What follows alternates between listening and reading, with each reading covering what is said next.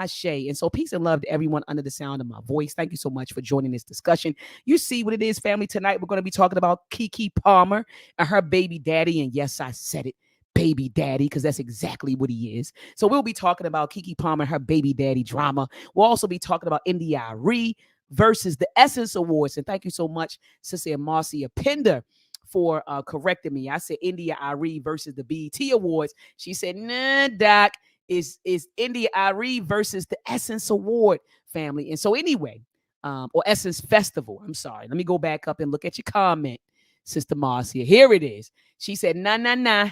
It was Arie versus the Essence Festival. So we're going to be talking about that and some of her observations, family, and much more. And so I have with me tonight my young warriors. I put together an intergenerational panel because maybe my perspective is outdated.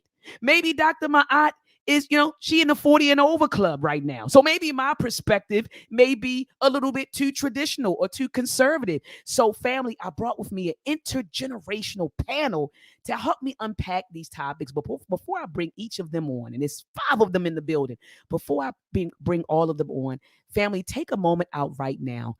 I need you to do 3 things. Thumb up the video. So right now, everyone under the sound of my voice, if you're on YouTube or if you're not on YouTube, head on over to dr.maat.msu on YouTube. Thumb up the video. That's the first thing I need you to do, family.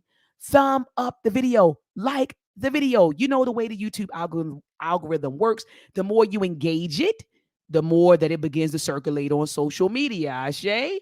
All right, so let's thumb up the video. The second thing I need you to do, family, is share this discussion.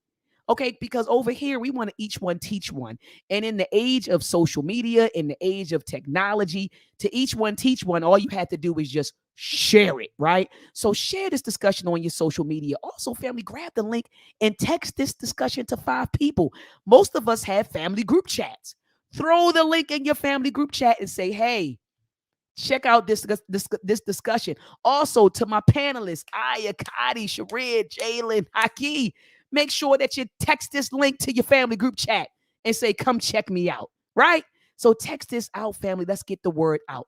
Third thing I need you to do, because I said it was 3 things, right? I said like it, and I said like it, share it. And now I'm going to ask you to subscribe to my channel. And so if you haven't subscribed to my YouTube channel, head on over to Dr. Oya Edwa Maat. Subscribe to my YouTube channel. Hit the notification bell so that whenever I go live, you will be notified. Ashe? All right, family. So I'm going to, first of all, let me shout out to my audience family in the building. I see the Queen Mother Virgo Venom is in the building. She says she's traveling, but she's going to catch the replay. She said when she land, be one black first. She said shout out to the family. And she said love to our Shiro, Dr. Maat. Peace and love to you, Queen Mother. Thank you so much for dropping in. Please let me know your thoughts, Queen Mother, when you catch the replay. I see we have another Queen Mother in the building, Marcia Pender. Shout out to her. And thank you so much, Queen Mother, for helping me make this correction. She said it was Arie and Essence Festival, but shout out to the Queen Mother, Marcia Pender. This sister has her own homeschooling program, and she is producing Black excellence out of her program. Shout out to that Queen Mother. I see my son in the building. He said hotep to the family. I see Naga Priest. What's going on, brother? Peace and love to you, Naga Priest. I see another Queen Mother's in the building, a beautiful mind. She said hello to everyone. And then we have another Queen Mother, Amina. Amina is in the building. She said welcome. Please like, subscribe, and share with the world. Peace and love to the Queen Mother in the building. All right, so we have her. Who else we have in the building? The Maadian family. I got to get you all shirts. I see the Warrior Hotspot Casinos in the building. He said, what's up, everybody? What's going on with you, brother? Peace and love to you. I see Peanut, the Great, is in the building. I see you, Warrior. Peace and love to you. Thank you so much for joining.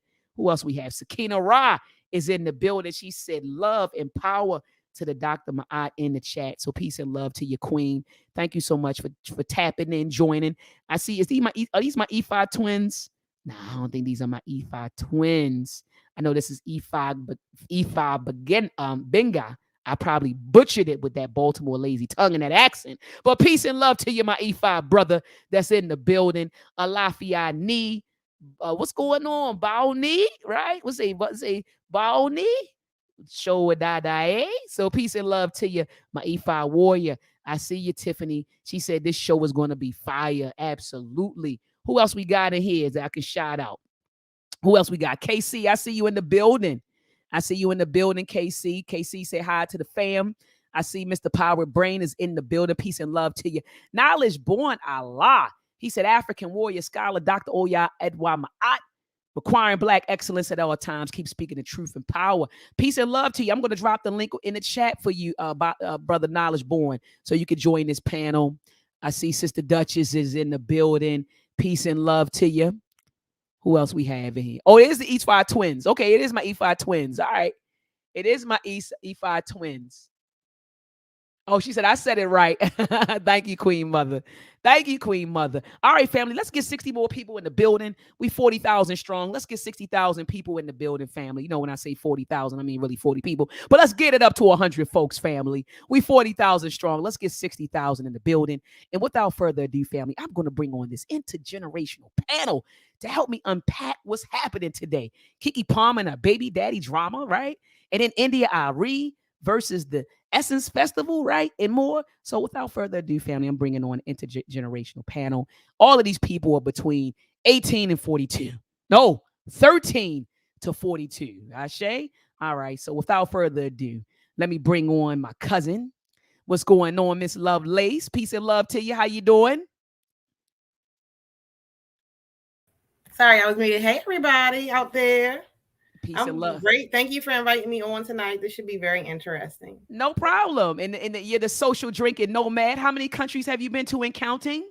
19 countries and counting. 19 countries and counting. So, family, I'm going to be bringing her back on to talk about things she observed during her travels. And every time she talks to me about her experiences in different countries, I think of Dr. Runoko Rashidi, who went around the world and annotated, took notes on the African presence, the global presence, you know, throughout the world. Our presence, not even just our presence, but our influence on the cultures and how Black is beautiful. She said everywhere she goes, she's treated like an exotic. You know what I mean? So I'm going to bring her back on, family, to talk about this. Let me bring on High Key Customs. Peace and love to you, High Key. What's going on with you? Peace, peace, peace. How y'all feeling? Peace, peace, peace to you, son. How are you feeling? Doing good. Doing good. Looking forward to the discussion. Looking forward to the discussion. All right. Brother Jalen, what's going on with you, warrior? Hey, how you doing, everybody? I'm doing good. How are you? You're doing all right, man. Black African power to you, warrior. Black African power to you, too. Black African power. Uh-oh, King Cotty is in the building. What's going on, Miss Cotty? How are you? What's up, y'all? New York in the building. You know what's going on. He said New York. New York is in the building. So you already know my cousin, Miss Lovelace. You got Mr. Harvey, my son. Jalen's my son. Cotty, this is one of my students, man, at MSU. And when I say that she's a bad sister, she's a bad sister. I'm telling you. And I'm not just talking about physical, because I know a lot of people are carnal and surface and superficial. When I say bad, I'm talking about the inside out, right? The inside out. She's a bad sister, extremely intelligent, highest character. You know, when I think of divine feminine energy, I think of her. Because people think divine feminine energy is soft and submissive and passive. Nah, we can be that, right? We can be that. But divine feminine energy is also dominant. A lot of people don't think that, right? It's also dominant. It's also competitive, right? It's also knowing what you want and being determined and sometimes being aggressive when need be. So shout out to this sister, man. She's a warrior. And I'm going to tell you like this, live family. She don't play about Dr. Bailey.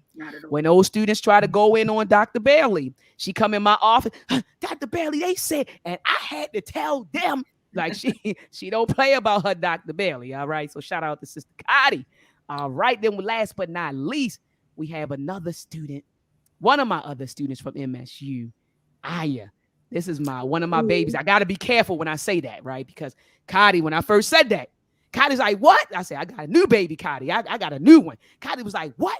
Hold up. Found out everything about Aya in like 5 minutes, Miss Lovely. 5 minutes, she told me she was a freshman. She told me she was a part of SWE. She told me everything within 5 minutes. She said, you can't replace me. Stop.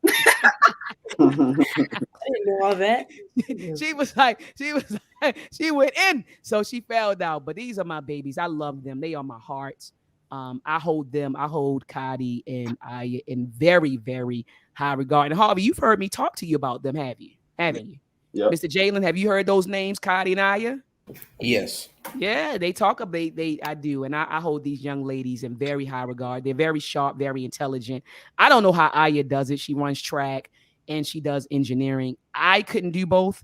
I had to focus on engineering, but she got an A in my class. If you don't mind me telling that, Kadi got an A in my class. If they don't mind me telling that, so to get an A in Dr. Bailey class, you must be the cream of the crop.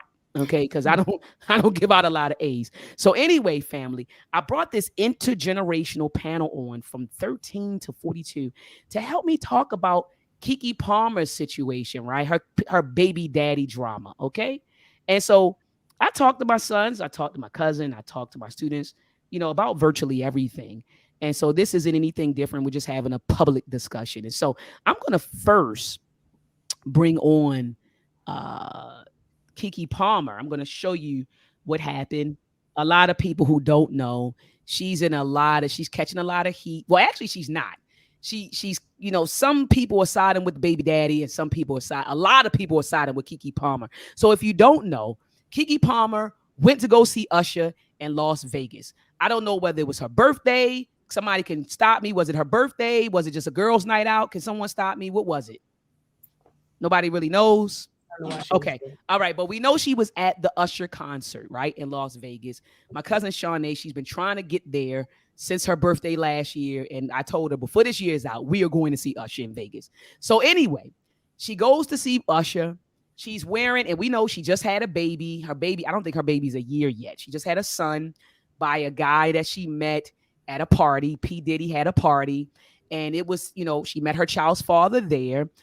He was only there because his brother is he stars on Insecure, which is a show by, I forgot the woman's name. Issa Rae. Issa Rae. So it was Issa Rae. Issa Rae has a show called Insecure, and one of the guys, he stars on the show, and he brought his brother with him, and so they're kicking it at the party.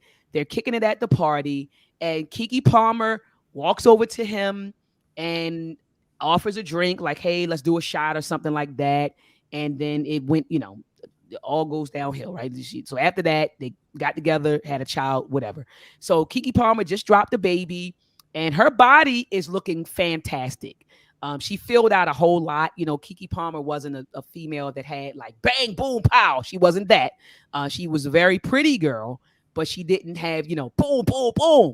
And I was called Jalen Isaiah, Harvey and Jay. Y'all know what I'm talking about, right? It went boom, boom, boom. She wasn't that.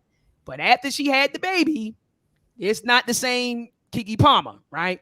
And so she's enjoying her new body, right? Being a mom, she filled out a whole lot, and she's been just showing it off on the internet. She's been doing her thing. Even her child's father had posted a couple of clips of her, twerking, her clapping her butt cheeks. He's done all of that. However, now he's upset. She goes to see Usher. She's wearing a see-through outfit. And so he's upset with her. He takes to social media and he's like, you a mom. And he's like, for me and mine's, I'm the one who dictates, I should be concerned about the representation of my family and how I'm portrayed, how my family's portrayed. And he's upset about that. And he's spitting out all of these conservative views. And I want to make sure I use that word conservative. So he's spewing all of these conservative views. And, there were some people who did side with him and say, yeah, he has a right to feel the way he feels.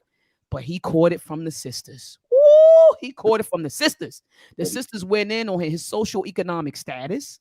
They also went on his marital status. They say, you don't even have a say-so, right? You're just the baby daddy. You're the boyfriend. You're not the husband. Sit down and shut up. They also cracking jokes because they said, you're not the breadwinner, right? You moved in her house. And she's paying the bills. So sit down, shut up, collect your check, and keep it moving, right? And then you got sisters who are also calling him out. They're saying, well, wait a minute. You upset because she's showing her body off and you this and you so traditional, but why didn't you put a ring on it before you knocked her up? Then they're also saying, if you're so traditional, 2 weeks before you met her, why did you have somebody get an abortion, right? Since you're so conservative. So they're calling out the hypocrisy online. And family, you know how it is when the sisters get involved.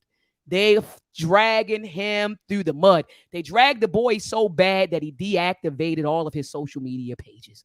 All right. So let me show you the clip. And then I'm going to ask the panel, what are your thoughts about Keke Palmer and her baby daddy drama? Does he have a point? You know, she's a new mom. Should she be out dressing like that? You know, and representing, you know, herself like this now that she's a mom, she's cuffed, whatever that means in this generation. Cuffed to me is you did sign some papers, but whatever. So should she not present herself like this because now she's cuffed? Does he have a say so even though he's just the baby daddy? All right. So I want to know your thoughts, panel, right after this. Keke, do you love me? Do you find me?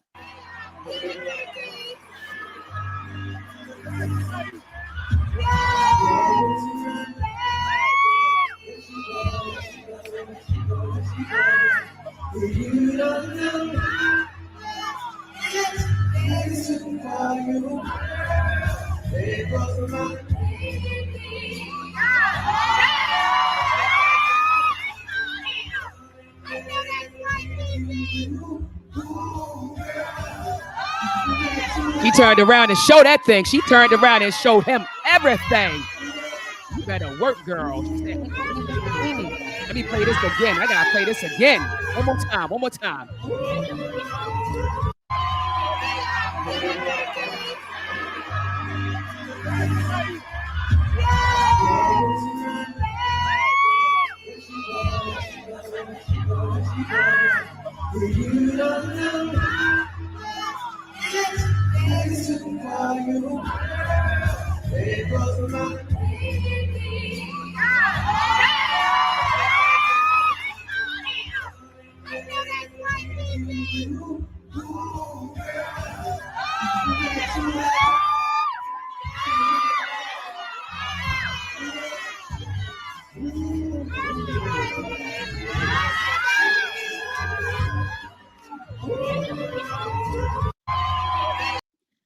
I don't know. After watching that, y'all, I might have to get front row tickets to that concert. Be right up there with Usher, like Yeah. in the front row. They gonna be like, there go Dr. Maat in the front row. Talking about there goes my but so what are you know, in a generational panel, anyone can take the floor. What were your thoughts when you saw that? Do you feel like it was just too much? She's a new mom. Do you feel like her baby daddy had a point? What are your thoughts? You all have the floor. Okay, I'll go. Well, I think that they were both wrong, but I would say that her baby daddy did have a little bit more of a point. In terms of what she was wearing, he made the statement that, you know, your new mom, you shouldn't be wearing that. Like you said, he had posted videos of her twerking on the internet. If you look at her Instagram, it's not exactly modest. She's an entertainer. This is what she does. So I don't think that it's really what she wore that was the problem.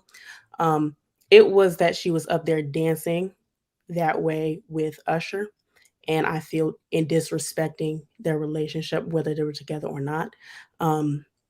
And I think he didn't want to call it out so he wouldn't be labeled insecure. So he kind of put the outfit thing on. Even if he wasn't, you know, the biggest fan, I don't think that was the real issue. I think it was the suggestive dancing. Should he have taken it to the internet? Absolutely not. Should she have danced like that with a man that she was not in a relationship with? Absolutely not. But I think that's what the issue was. Okay, so you're saying that both of them had a point. You're saying he was wrong for taking to social media to address it. You think that she was wrong for, you know, I guess, I mean, it was just an act, but you say she was wrong for, you know, her behavior towards Usher, you knowing that she's in a relationship. She has a son at home. She has a man at home. And so you say you don't think it was about the outfit. You just think that it was about how she was behaving, how she was interacting with Usher, basically. Yes, I think it was. You feel like, so you think that the baby daddy has a point? Yes, I think he had a point. Okay. All right. Ms. Cotty, what do you think? What's your thoughts? I think based on the video, I think Keke was very respectful of it. Like when she got close to him, she didn't grind on him. She didn't do anything like that. And then she even stepped back and said, no, when he was singing to her. And then she turned around and then showed her butt. So she wasn't even like in close proximity to him. And I do agree with her point. I do think that they both they both like had like a little bit of like disrespect to each other in terms of that. But I think you taking it to the internet, despite you showing, Keke, top off and basically underwear, showing off her pregnant body, it's even so about her outfit. It's just the fact that you want to police motherhood, in my opinion. So you wanna talk about, I don't want my significant other wearing this and that. But your first comment was, you're out. He was like, the outfit though, you're a mom. And then once he saw everybody else's responses, he said, we live in a generation where a man in the family doesn't want the wife and mother to his kids to showcase booty cheeks to please others. And he gets told how much of a hater he is. This is my family and my representation. I have standards and morals to what I believe. I rest my case. But if you want to assert your manhood by humiliating your significant other, then what type of man are you trying to present yourself as? So I think that just goes to show that, like, women, even as successful as Keke Palmer, are still not exempt from toxic masculinity, because I would never have taken it to the internet. So, woo! That's the man that you want. That's cool. So, oh my goodness, Mr. Harvey, Mr. High Key. What are your thoughts on that? When you heard, you saw the video, you heard the drama. What do you think? I feel like if the baby father had a problem with like what she was wearing, that should have been addressed before you impregnated her, before y'all got in a relationship. If you had a problem with that, that should have been stated in the relationship. He shouldn't have to, wait until her dancing with Usher and all that happened, and for him to come out and be like, oh, she's a mom. She is who she is before you impregnated her. You get what I'm saying? If you was looking for like a traditional woman or that type of woman, you should have been doing that before you impregnated her. You get what I'm saying? And as far as Keke and the whole thing, the whole her and Usher thing, I don't feel like she went that bad. Like, we've seen a lot in this generation. Like, we seen, Cardi B. Like, you could go watch a Big Lot, what's her name, Lotto video, and you'll see it all. You know what I'm saying? So I don't feel like it was that bad. I mean, her butt cheeks was out when she turned around. As far as like the dress in the front, I wasn't too mad at it. But when I saw the butt, I was like, I would feel some type of way if that was my girl on stage, dancing with him and doing that. You know what I'm saying? But yeah, that's how I feel about it. So you think that you think that Keke has always been who she is, and she has, and you're saying that if he wanted a more traditional conservative woman, that's what he should have gone for before he put that seed in her. Right. And he should have, if he had a problem with what she was wearing, he should have addressed it earlier in the relationship. Okay.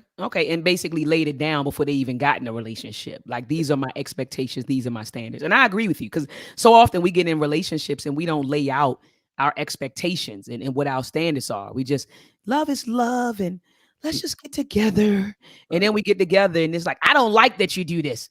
I don't want you to do that. Won't you? It's like, let's lay all this stuff out in the front. And I agree with you. Mr. J, when you saw that son, 13, right? You saw that, and you seen what was, look at you. I probably shouldn't even showed you that clip. I shouldn't have showed Jalen that clip, man. I ain't going to embarrass you, son. I ain't going to say nothing. So what I'm saying is, JJ, what did you think? Do you think that's a good representation of a woman? Jay, you're 13, you start dating when you get older, you get a girlfriend. Would you want her to walk out the house and go? Well, she wasn't walking out the house. She was at a concert, girls' night out, birthday, whatever. How do you feel? Do you feel like she represented her well? You don't have a problem with that? Do you think that the guy had a right to say something, Jay? What are your thoughts? So I agree with Harvey, Miss Cotty, and Miss Aya as well, such as like dancing on stage with Usher, showing booty, but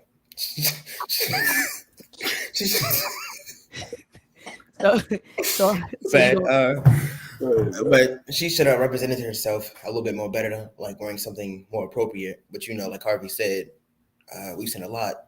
So, but she should have done better. Okay, so you think she should have done better. Okay, all right, Ms. Lovelace, what's going on with you? What were you thinking? What were your thoughts when you saw the video, when you heard about the drama? What came to your mind, Ms. Lovelace? Okay, so I have a whole lot of thoughts. And come on, girl, go spill it. Everyone has done a great job. I agree on some level with everyone. My first thing is you got this point. I feel like women are constantly policed how much fun we can have. You know, you can't just ever go out and be free. I can't go see my favorite artist. You know what I'm saying? Have him pull me on stage without ridicule. The same thing happened a few months ago, I think, at like a Chris Brown concert. He pulled some girl on stage and her boyfriend broke up with her. You know, doing the same routine he does. She wasn't even inappropriately dressed in any way, shape, or form. You know what I'm saying? She got pulled up on stage. He did the same thing he does in every show, and her boyfriend broke up with her online. So this whole addressing your issues with your significant other online, that's just, as everyone said, that's a no-no. The hypocrisy, which everyone has already pointed out, like, when is it going to be over? Also, I'm tired. I dress however you want, but how many times I gotta see this sheer dress? Like, how many times somebody gonna wear it? Like, it gets worn it used to get worn every couple of years to something big. Now it's every couple of months. Somebody got on this sheer dress. Can we let the sheer dress die? Like, do I have to go to the store and burn the sheer in the fabric stores? Like, what do I have to do to make this happen? And then that's not because, you know what I'm saying, I'm trying to police what people wear. It's not my particular fashion. I've been hearing a lot of people say things about, you know, men or quote unquote, you know, tired of being bombarded by these images or whatever.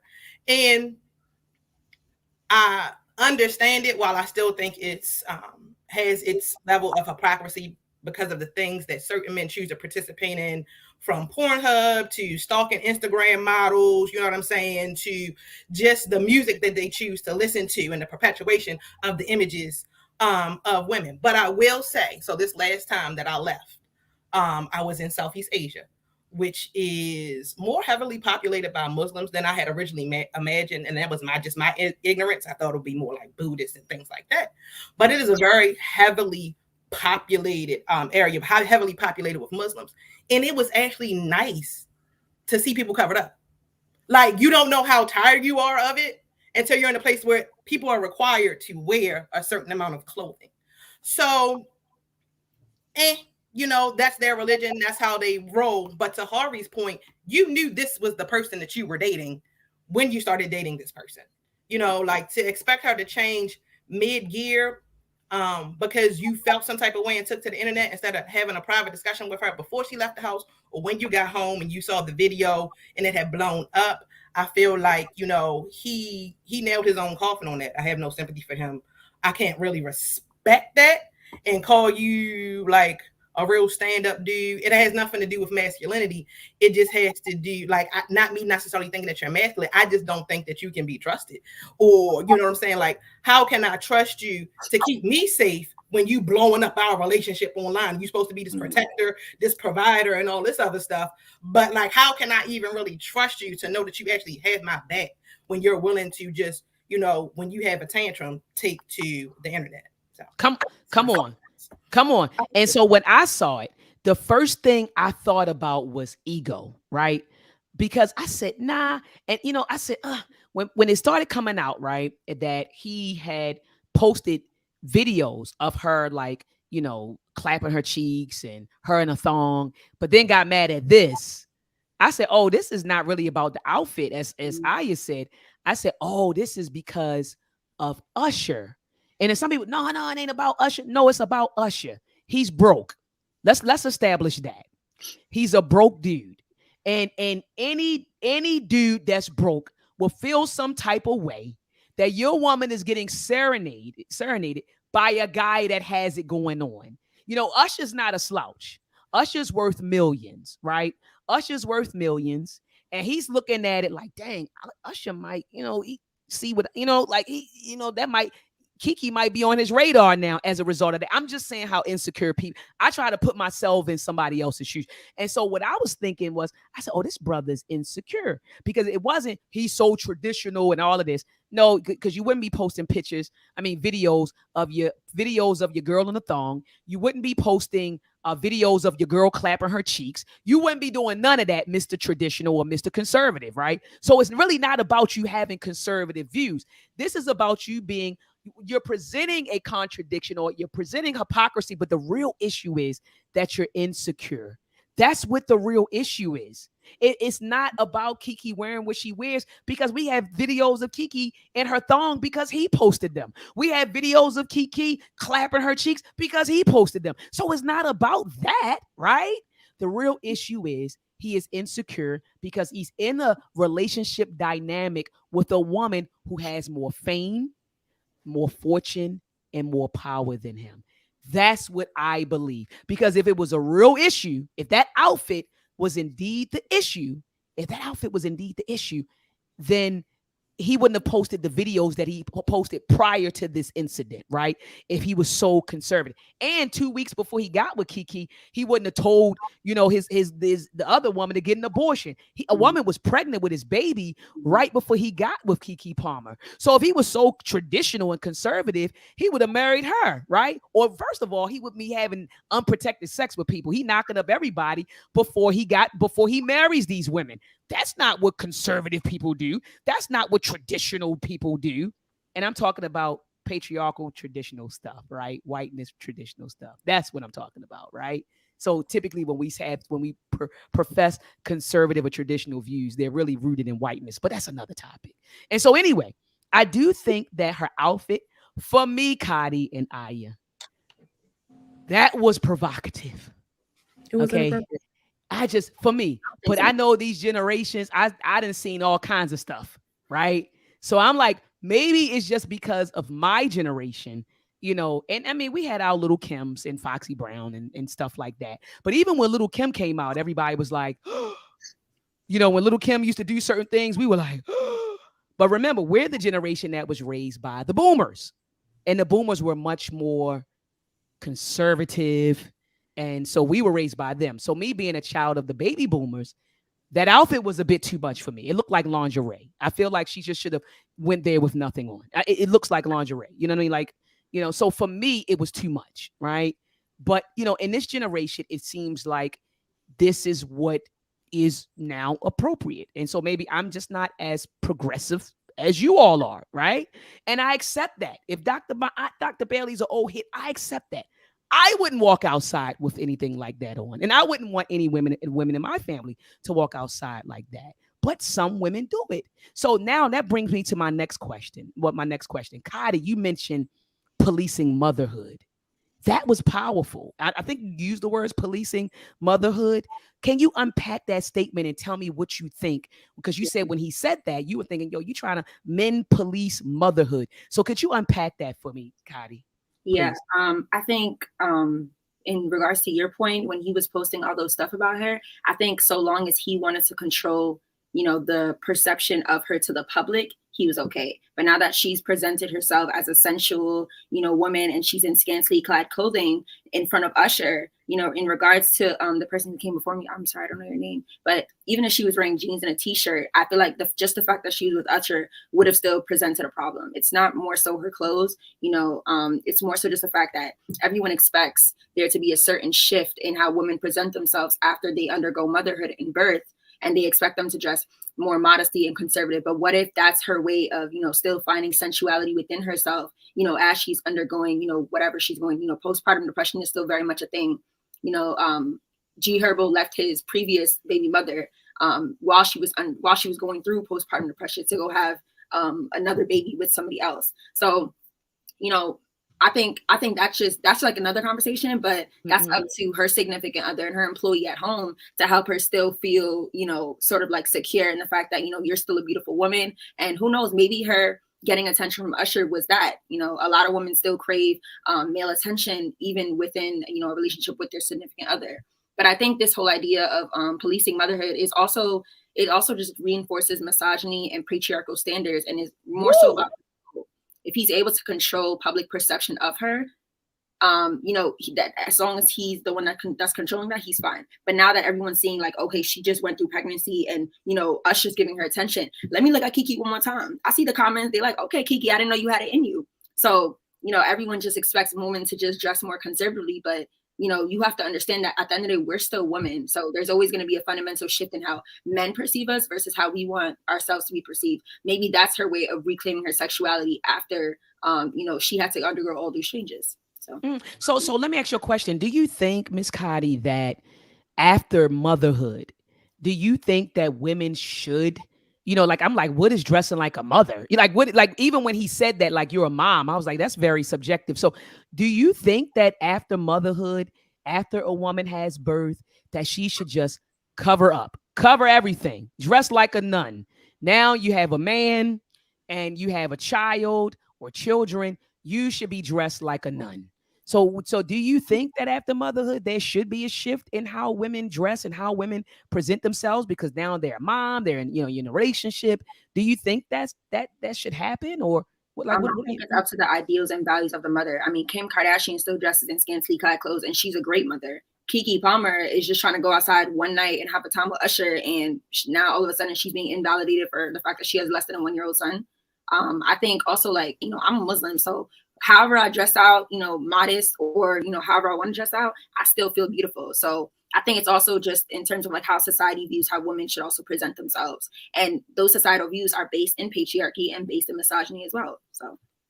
And once again, because as you already pointed out, no one says anything about Kim Kardashian. It doesn't even have to be a white woman. It could just be a fair-skinned black woman. No one says anything about Amber Rose. She's always, you know what I'm saying? So it's like, or is it just black women that are supposed to shift gears? Should all women be shifting gears? What are we really talking about? Because at the end of the day, we do tend to get scrutinized more when we, for lack of a better word, let our hair down. Mm-hmm. Especially when black men are also overly sexualized as well. I think that this conversation about what she wears and then the policing of her clothes is, I mean, I disagree that is policing motherhood. I disagree that let's talk about this particular situation, that this is what is going on, only because I think when you really look at it, I really don't believe this is about the outfit at all. And it's not really about policing motherhood. It's about disrespecting the relationship, whether he's broke, whether they're married, they're together, and they have a child. Beyonce doesn't get up. Beyonce goes on stage or whatever she wants to wear, but she doesn't sit here and, do all that stuff with other men because she's married. Right. So I feel like it's not really policing and all of that. I feel he was, and as anybody would be, disrespected by what she did. Now, this man is not perfect by any means. This man is not conservative by any means. I'm not the biggest fan of this man due to the other things he's done that we've addressed so far, but it's not about policing her. She was dancing in a way that, I feel like a lot of people, was suggestive. I wouldn't look at her and think that she was in a relationship with anybody. I wouldn't think that she was in a relationship with her child's father. It was sexual in nature to me. And, go and be like, okay, that's perfectly fine. Yeah, I think it was disrespectful and that he felt disrespected. And if I had a man and he was on stage, the other way around with a female, I would feel some type of way as well, no matter how secure in the relationship it was, because it's just disrespectful. He should not have taken it to social media, but it's not about policing. It's not about bodies. It's about not respecting a relationship and being suggestive with somebody else. I think if it was about respecting a relationship, you would not have felt the need to mention you're a mom as a reason to explain why she should be respecting the relationship. And I agree. I think that his reason for posting that, which I disagree with, because if you want to take to social media, which you shouldn't have, to say anything, you should have took what your reason was. Okay, it's not the outfit. I really, truly don't believe it's the outfit and blaming the mom thing. But if he had come out and said, I don't like you up there with another man like that, he would have been called insecure. And it would have been nothing about the respect, nothing about the disrespect. It would just been like, you're insecure. Your girlfriend should be allowed to do whatever she wants and have all the fun. So there's no boundaries in relationship. If y'all sit at home and you record her twerking and y'all sit there and agree to post on the internet, that's one thing. But you go out by yourself, obviously didn't have a conversation with him about it, what you plan to do, and start dancing suggestively with another man. That's different than two people consenting to post something on Instagram. It's just not like it's a lot of assumptions. You're assuming that he didn't see her. You're assuming that they didn't have a conversation. You're assuming that she even knew he would be offended by this based on the dynamic of their relationship. And that's the one thing when you're looking on the outside in, you make a lot of assumptions because, we're trying to piece together what happened. So my whole thing is, how do we even know that she knew this would be disrespectful to him based on the dynamic of their relationship? We don't know. And she could have probably felt like she was already like keeping her distance by backing up and, waving her hands. No. So I really don't know, but I do see your point. Yeah, Yeah, I just don't. absolutely. And even when it just so even if like that issue, which is why he should not have taken it to social media and why it should have been addressed, because I don't think she ever went there with ill intent. I don't believe she went there with ill intent. I wanted, do that. I think that's crazy. I don't think she would do that. But that doesn't change the fact that one could look at this and feel disrespected. I would look at this and feel disrespected. He should have never took it to social media to address it. If he needed to, he should have came correct with what the reason was, since he really needed to put it out there.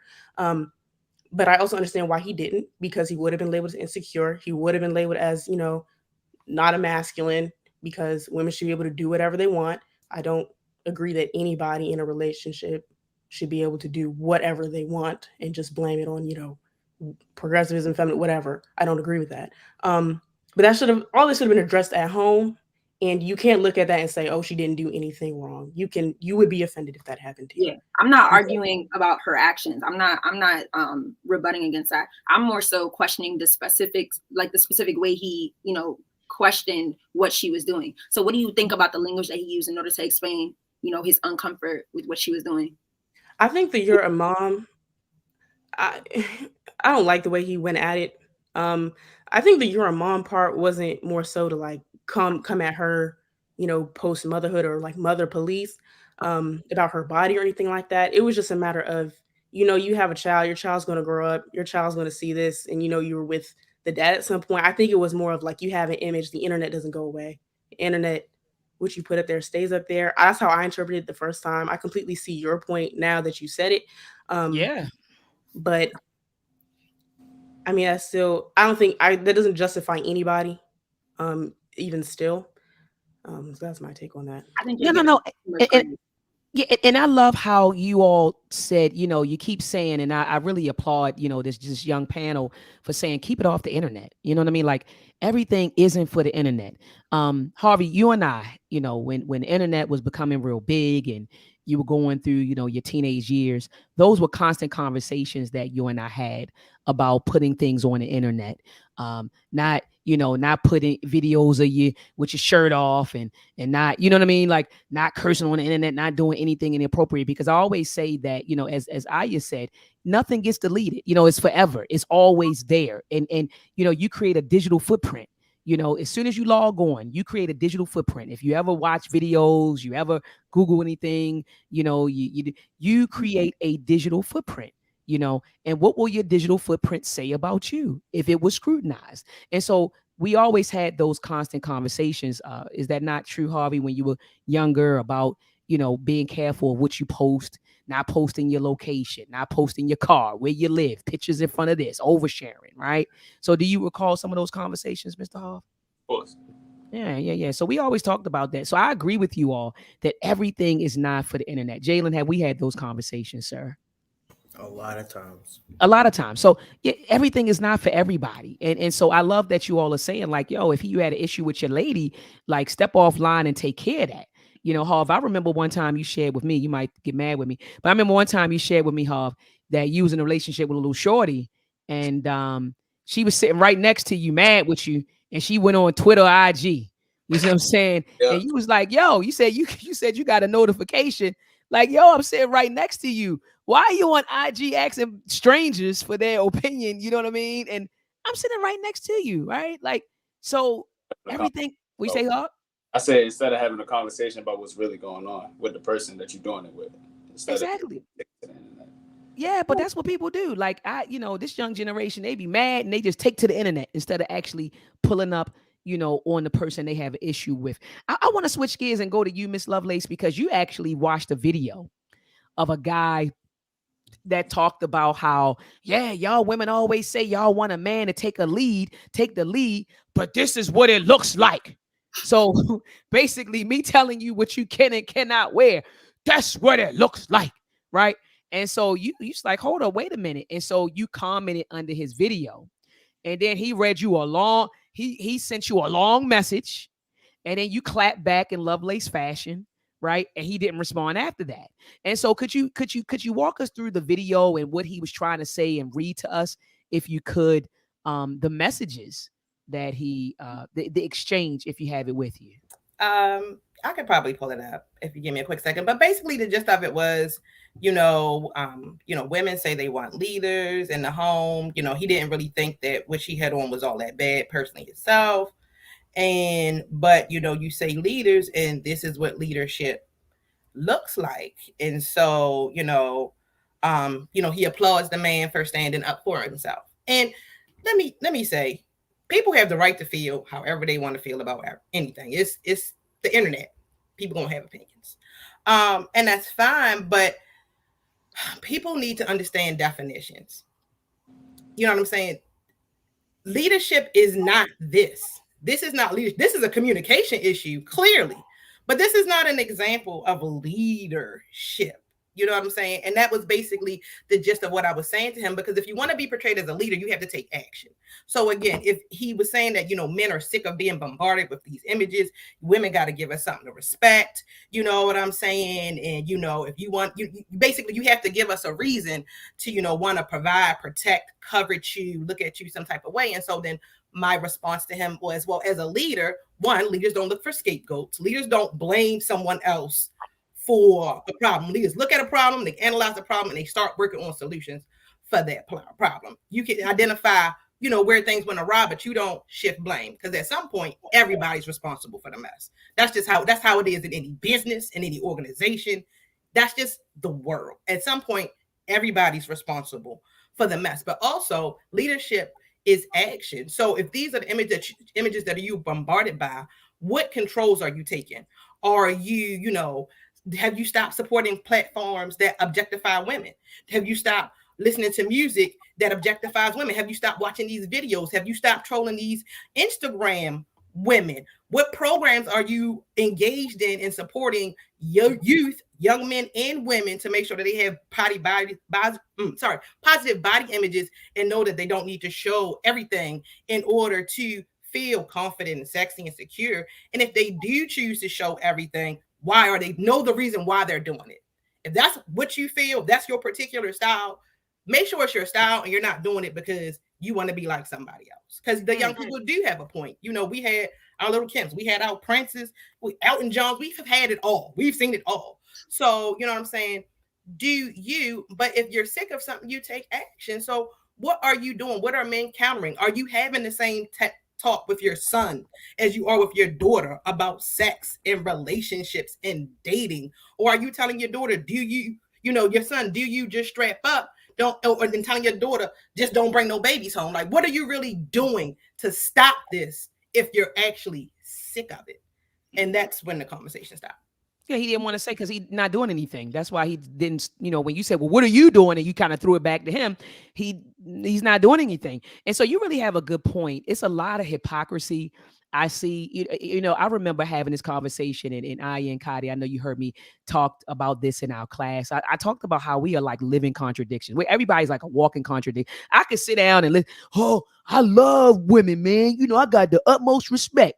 And then I go to your playlist. Man, F the B, off the B, her. It's like, wait a minute, yo. Like, you keep talking about, and Harvey, we had this conversation, I keep, right?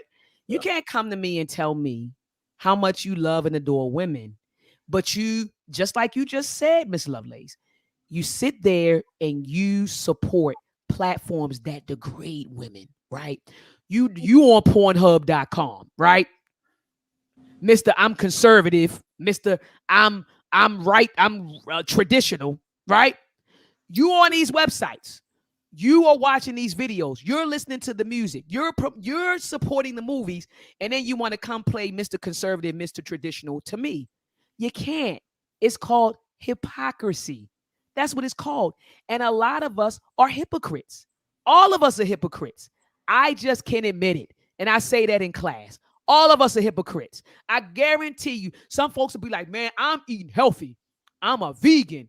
And then you're having a drink later on, right? Right? Or you putting the fug in your mouth. We all do. It's so many things. I say all the time, I say all of us are hypocrites in some form or fashion, man. I just can't admit it. I can admit it and say, yep, I got some hypocrisy with me. I have some views and I have some behaviors that do not align with my ideals, right? My morals and values that I strive to practice. there's some things that I still do that do not correlate, right, with my Adian values and principles, right? Am I in Guzo Saba, right? But a lot of us don't want to admit that we're walking hypocrites. And so, like you said, Miss Lovelace, these same brothers who are traditional and conservative, ask them, can you listen to their playlist? Go through their web browser and their browser history, and see what pops up. What websites are you watching? What movies are you watching, right? And then now come talk to me about your conservative views. So I'm glad that this panel has brought that issue up. I also want to bring up the issue of the baby daddy. I think this generation thinks cuffing a woman or cuffing a man is enough. You my girl, I'm your guy. That's just what it is. Haki, Jay, how many times have I told you all it's no honor in being a baby daddy? How long have you heard me say that? A lot. No, it's no honor in that. You gave some seed. It's honor in marrying a woman and creating a family and sustaining a family. That's honorable. To be a baby daddy, that is not honorable. It's not honorable. Not in my opinion. Some of y'all may say Dr. Maat is old fashioned. Here she come. She talking about Black African power, but I think that I know she was raised in a church by her mama, who's an ordained minister. So she's a PK. I'm a preacher's kid. So y'all like, here she go. But what I'm saying to you is this, and what I always advocate in my household, and Haki and Jay, you all tell me if I'm lying or if I'm fronting what y'all say in your generation, capping, right? If I'm capping for the listening audience. Is it true or not that since you all, were young, little, single digits, I always advocated for you to grow up and build a family, provide and protect for your family and sustain your family? Is that not a value that has been instilled in both of you? Yes, it is. Yeah, ain't no honor in that. The baby daddy and moving in with her stuff. Let me ask you a question, Haki. Have I always told you to get your own, that men own and control? Men own and control. Have I not said that? Yes. Jalen, do I tell you that men own and control? Yes. And to have your own. You moving in her crib and you're broke. See, Haki, you and I talked about that. You broke. You broke and you moving in her crib playing the PlayStation game. And so when she ready to say, get out, you got to get out, right? And I tell you to never put yourself in a position where you done moved in with a woman, you done got comfortable, and when she mad with you, she get out of my house. And you got to get out. Haven't I said that? Yep. Never put yourself in that position. So he's in a position where he's the baby daddy, right? He's the boyfriend. He's the living boyfriend. He has no legal ties to this woman, period. But you want to come and tell me what to do and how to handle business, right? And so some people say, well, it's not about the finance, Doc. It's not about that. What are your thoughts on that, panel? When women and men get together, do you think they need to be equally yoked? Do you think it's okay for the woman to make more money than the man or the man to make more money than the woman? What are your thoughts on that? What's the ideal financial situation for Black couples, young Black couples? What are your thoughts? I'll let anybody go. What are your thoughts? Haki, could you be with a woman that made more than you? Is your ego? Come on, if the woman made more money than you. No, I'm gonna be honest. I couldn't. Nah, I couldn't. I gotta be honest. I couldn't live with the woman who like, I couldn't live with her. Like, that's her house. I'm moving in with her. I couldn't be in his shoes and do that. Cause that's just like my ego, and that's just who I am. So, no, I couldn't. So she was a multi-millionaire, Haki, and she's like, "Boy, you fine. I got this crib over here. I'm worth 10 mil." Hold up, let me think. One of you, Megan Good. There she go. That was one of your ones when you were younger, Harvey. Mm-hmm. Megan Good, pop up. You at the party, and Megan Good pull up on you. How you doing? What's up? And she trying to talk to me. Yeah, Megan Good. Yeah, that's one of your ones right there, Harv. Yeah, Megan Good, Sanaa Lathan, Yeah, so now, they pull up on you. What's good? Nah, I still couldn't do it though. You wouldn't move in her mansion? No, not at all. No, so would you want to? But y'all couldn't afford to go Dutch on a mansion together. That's not right. At this point, right? That's fair. So would just never move forward with her if she really wanted you, wanted to be with you, wanted to marry you and have a family with you, you would wait until you was in a financial position to go Dutch on a mansion with her, or you would want her to downgrade from the mansion she's in and come live our lower middle class life? Like, what would you like? You couldn't, I wouldn't be able to deal with her then, honestly, because I wouldn't want her to downgrade nothing. I would start what she got going on. I wouldn't start what I got going on. You get what I'm saying? Unless we're coming together and trying to build something together, even though she's already, established herself, got a lot going on, and I'm still working my way up to that.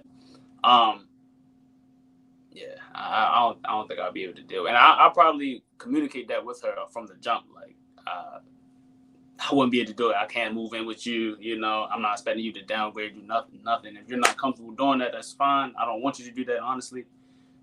Yeah, I couldn't deal with it, honestly. I got you. So Cotty and Miss Lovelace and Aya, Ayanna Van Zant posed the question: would you date a bus driver?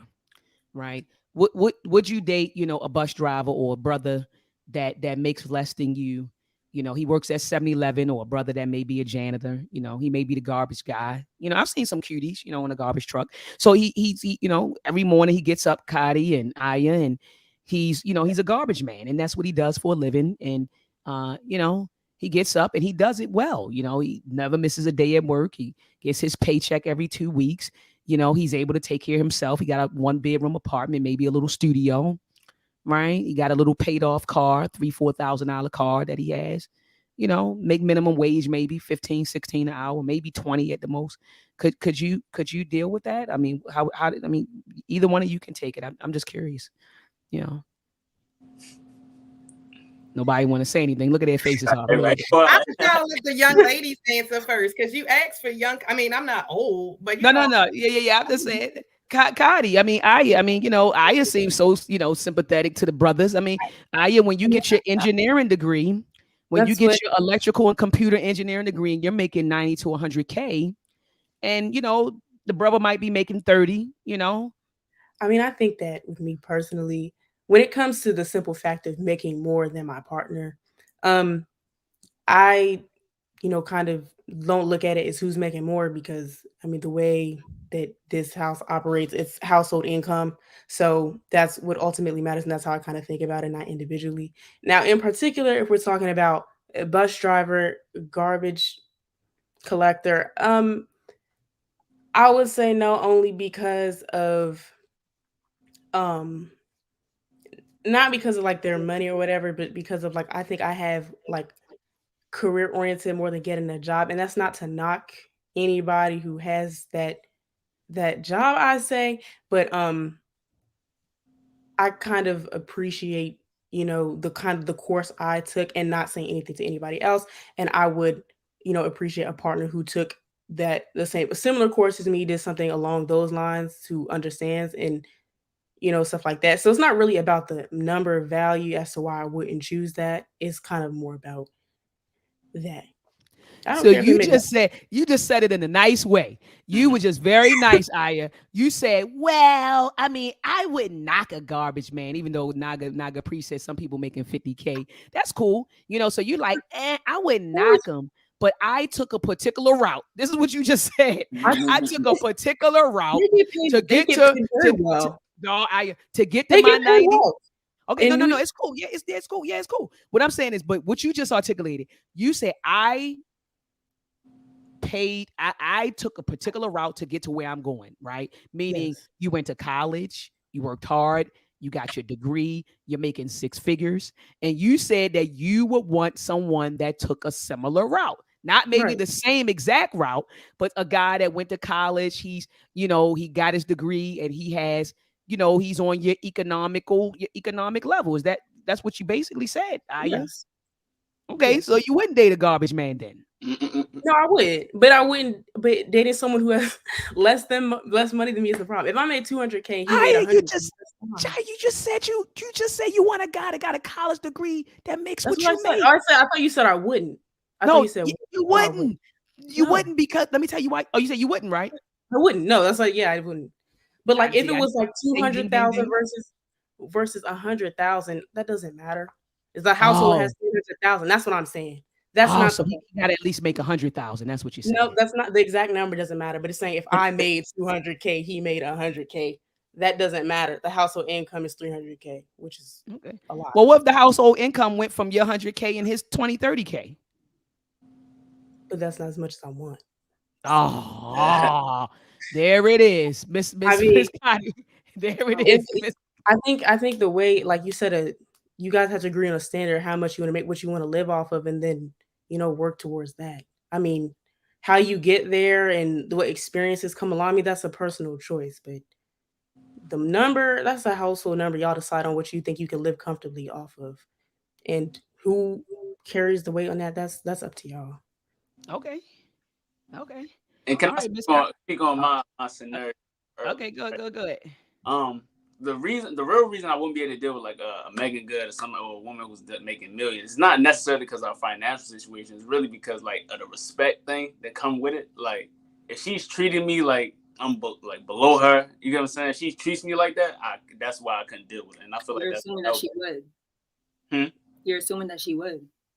That's exactly what I was going to say. I'm assuming that she'll be the type to treat me like that. That's why I won't be able to deal with it.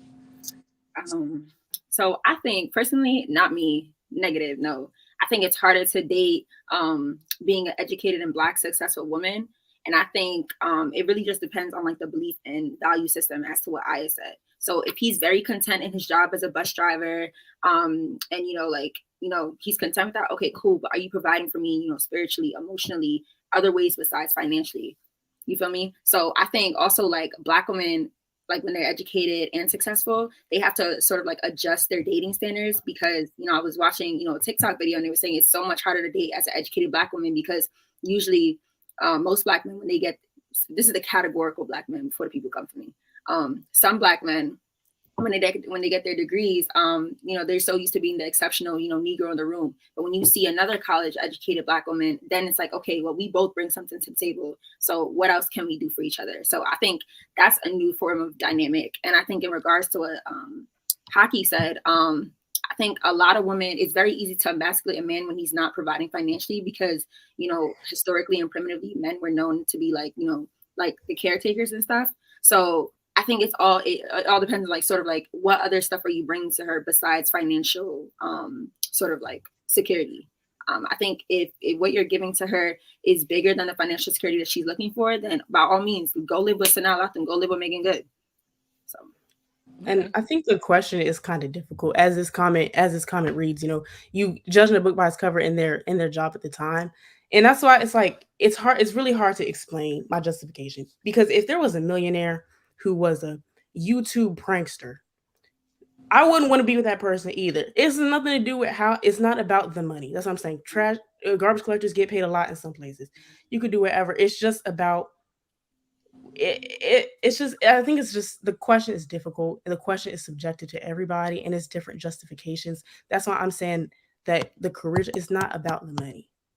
I think it's more about what you have in common and how you got there. And I'm not saying people who collect trash, didn't go to college, won't go to college, don't have dreams, aspirations. That's not at all what I'm saying.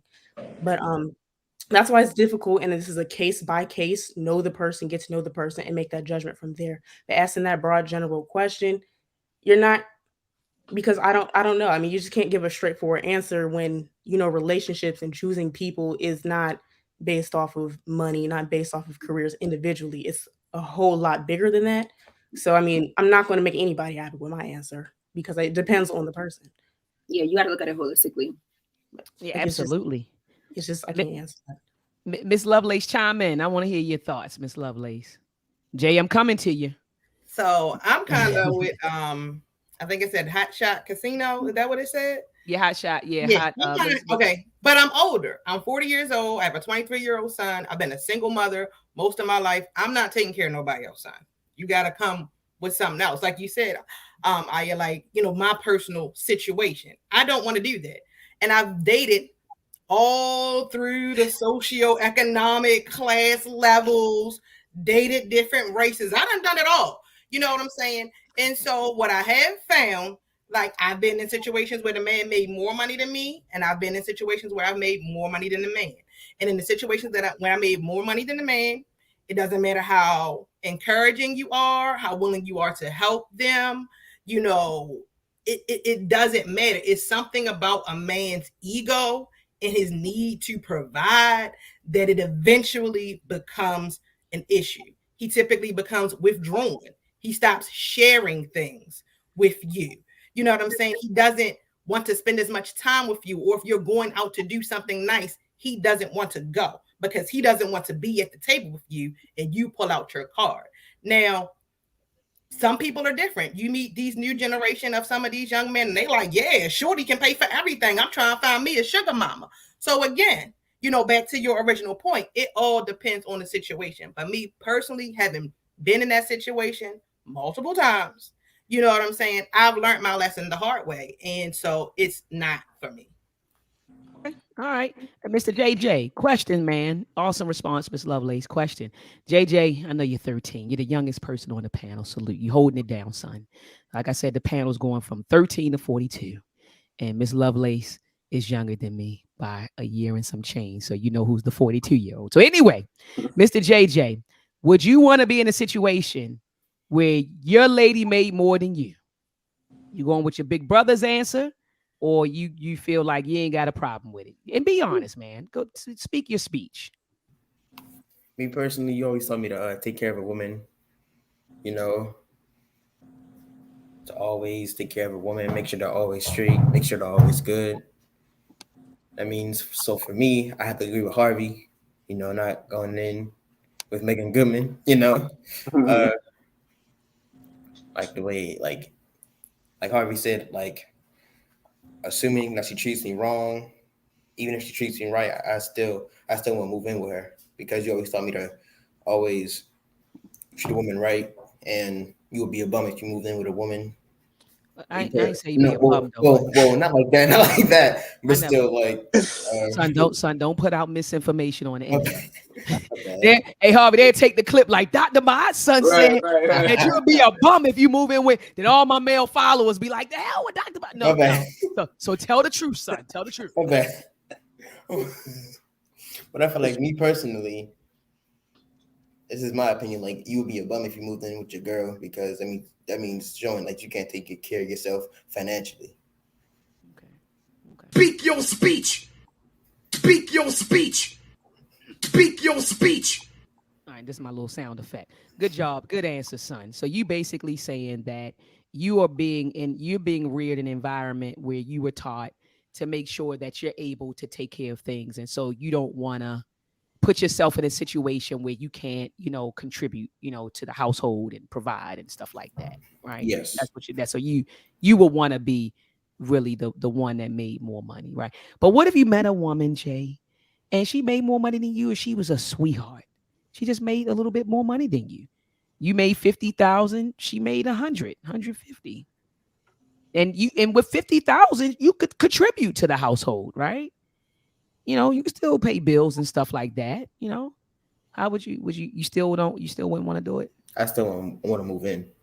You wouldn't want to move in. You want to get a place together. Yes, That's right. Because you don't want her saying, hit the road, Jack. And that's what some women are notorious for it. I'm not going to say any names. Miss Lovelace, don't call it out. But we have a childhood friend who was always getting kicked out of women's houses. Now, don't say his name, Reed. Don't say his name. But every time I had to go drive over Park Heights and Wiley and help him get his stuff off the curb, because anytime his woman got mad, you know what she said? Those two words, get out. All of his stuff was in trash bags, on Park Heights and Wiley. And then he was with another one over off of North Avenue. And I had to go get him down there, and then he was sleeping on the bench in Drew Hill Park.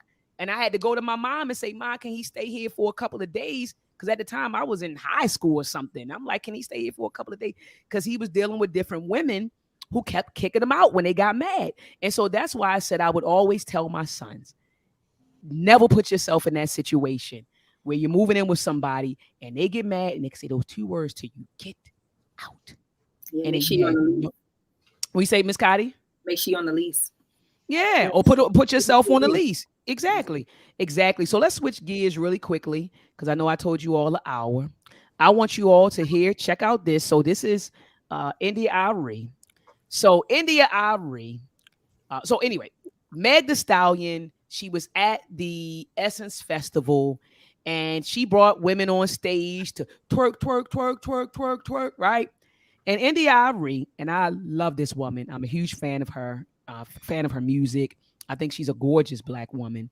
And she took to social media and she was like, look, I got a problem with that, like what's being displayed. And so I'm going to play this clip really quickly and I want to hear your thoughts. Now back to the video. I want to get into India Arie's reaction to Megan Thee Stallion's performance at the Essence Fest this year. Now, the Essence Fest posted a video of some ladies twerking on stage during Megan's performance, and you could see Janelle Monáe in the corner applauding the ladies. And Janelle herself has been acting up a little bit lately too. I mean, she's been showing more skin. She's been showing her titties. I mean, she's been doing things that she never used to do in her career because for the most part, she presented herself in a more conservative manner, but she's been a bit more sexualized. And of course, Megan has always embraced her sexuality and she had girls on stage doing their hot girl summer thing. So it's nothing out of the ordinary for a Megan performance. However, India Arie wasn't really feeling it. And she said this in the comment section. The issue is what is context? Humanity does everything, but does everything belong in a stage? No. Is everything for kids? No. Is everything for everybody? No. So when we as a culture make something like this mainstream, it shows a lack of discretion and discernment.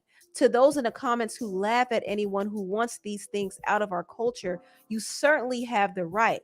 Just as many folks have the right to want our mainstream international export, our music, to show us in a respectful light. I would like to go on record saying this won't age well, and that's my issue. I love Janelle and Meg the way I love us all, and I don't like this moment. Don't bother debating me, lol. I don't care. And I do this for 25 years. I've done this. So read, ponder, or don't. What are your thoughts, panel, on India Arie's statement? So let's read it again, and I want you to tell me your honest thoughts. India Arie said, the issue is what is context, right? She says humanity does everything. It's nothing new under the sun, right? That's what she's saying, right? But do we have to showcase it to the world? Does it belong on the stage? And I would add the world stage. She says, no, it's everything for kids. No, it's everything for everybody. She said, no. So she says, so when we as a culture make something like this mainstream, it shows a lack of discretion and discernment. She said to those in the comments who laugh at anyone who wants these things for our culture, right?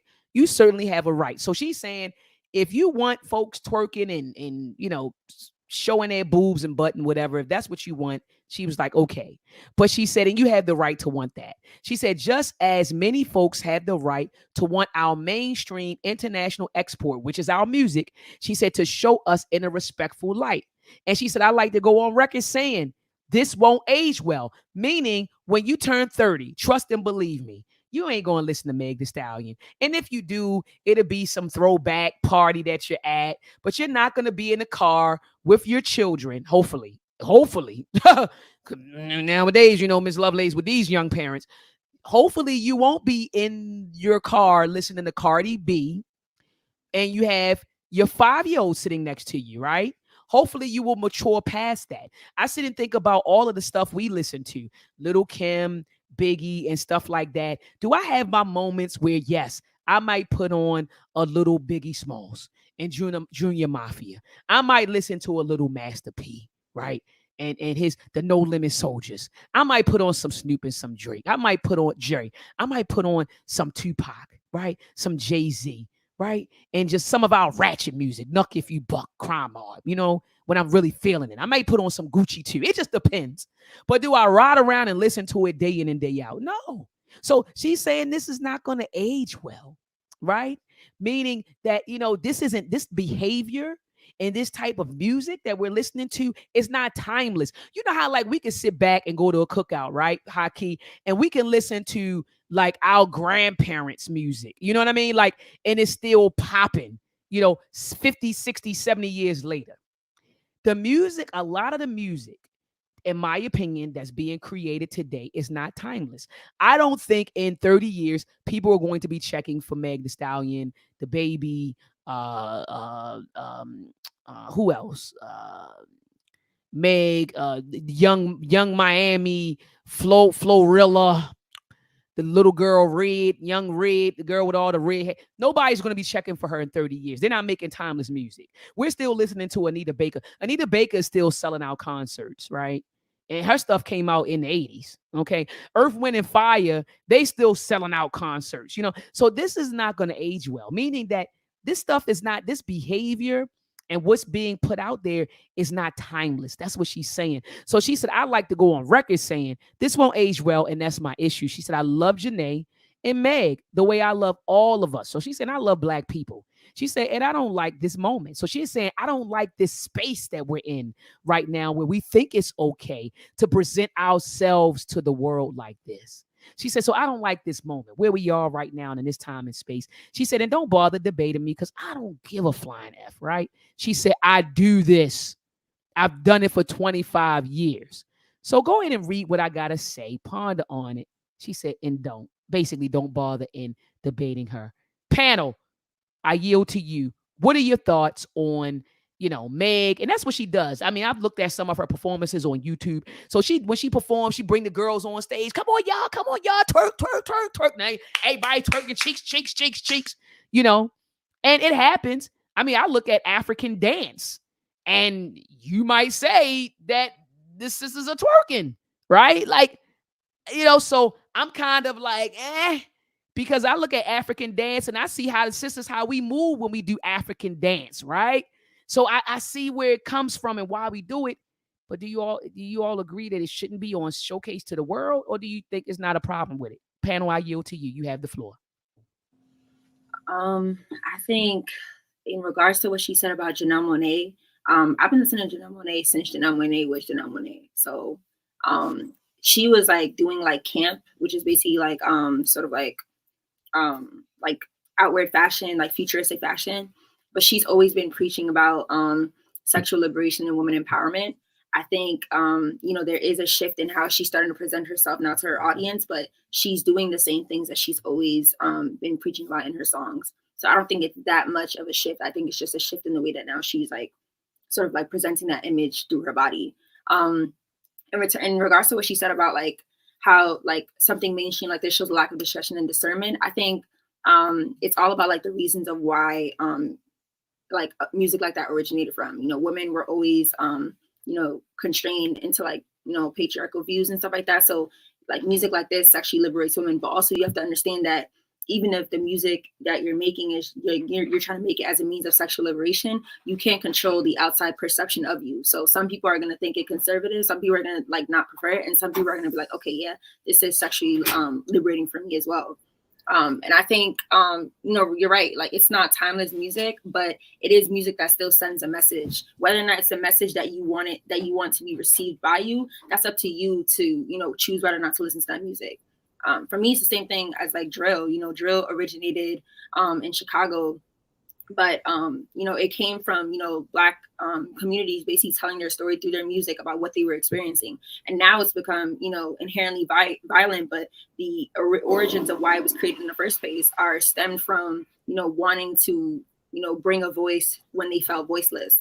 So I think it's like two things. So it's more so like the origin, and it's more so like what it's become. So before it was about sexual liberation and empowerment, and now it's just the culture of music today and the ways that people want to, sort of like embody and present the sexuality of Black women. Now it's just become so normalized to the point that it's, when you're somebody like, I'm trying to think of a Black person that doesn't talk about sexual liberation, and I can't think of anybody, but somebody who doesn't speak about that within their songs, they're not as mainstream because they're not selling what the music industry wants to sell. So it's up to you to decide whether or not you want to listen to it. Anybody else? I kind of agree and disagree. The idea of sexual liberation and freedom, I don't understand what that means, and I don't know how that translates to being naked all the time and twerking on stage. That's never equated to me. It just that term does not make sense to me. And I think that maybe, there was a point where, women in music wasn't obviously as big as men in music. There was a time it was lower. Women have definitely come up through, hip hop and all that stuff. But degrading yourself to be famous for 2 years, talking about what color your coochie is being pink and your booty hole being brown, that's sexual liberation. Like, that's disgusting. Like, that's filth. I don't know. Like, I'm not empowered by that. That is weird to me. That is grotesque to me. And I know if you're at a party or whatever and you play this music and you're twerking, you're at an event where this is commonplace, fine, that's one thing. But your entire brand is built around you being naked. That's not timeless. I think it's not respectful. And like she said, I mean, this is what the rest of the world has to hear. I think we care about, oh, white people see black people like this. Why do they see us like this? But then this is what we produce and promote. That our number one exporters are I guess our number one international exporters are music, according to India Arie, and this is what these people are seeing and getting that image of. And it's not anybody's liberation in my eyes. I feel like if you want to sexually liberate yourself, do that at home. Okay, like, be happy with yourself at home. No one's taking that from you, but absolutely not. This doesn't make any sense. I completely agree with her. You can't make this make sense to me. Yeah, well, I'm not gonna ask. I'll get into that. Miss Lovelace, what are your thoughts? I think she unpacks a lot here. But I think the point that probably gets lost in all of this is balance. She speaks to balance in a very indirect way, I feel, in this message. There is no balance right now. It's like it's full tilt at this point in the hip hop industry, TNA, and if that's what you want to look at, that's what you want to look at. Like she said, America is a capitalistic country. If we really want to change it, then we'll pull our money from it. We'll change. If we wanted to change, we'll change our habits. And I feel like if we aren't changing our habits, then we're fine with it the way that we are. And back to leadership and accountability and action. What are you doing to solve it if it's really a problem at this point? As far as the twerking and like you said, some of the African dance, there's actually a dance in Belize that they do around a certain holiday, and it very much involves twerking.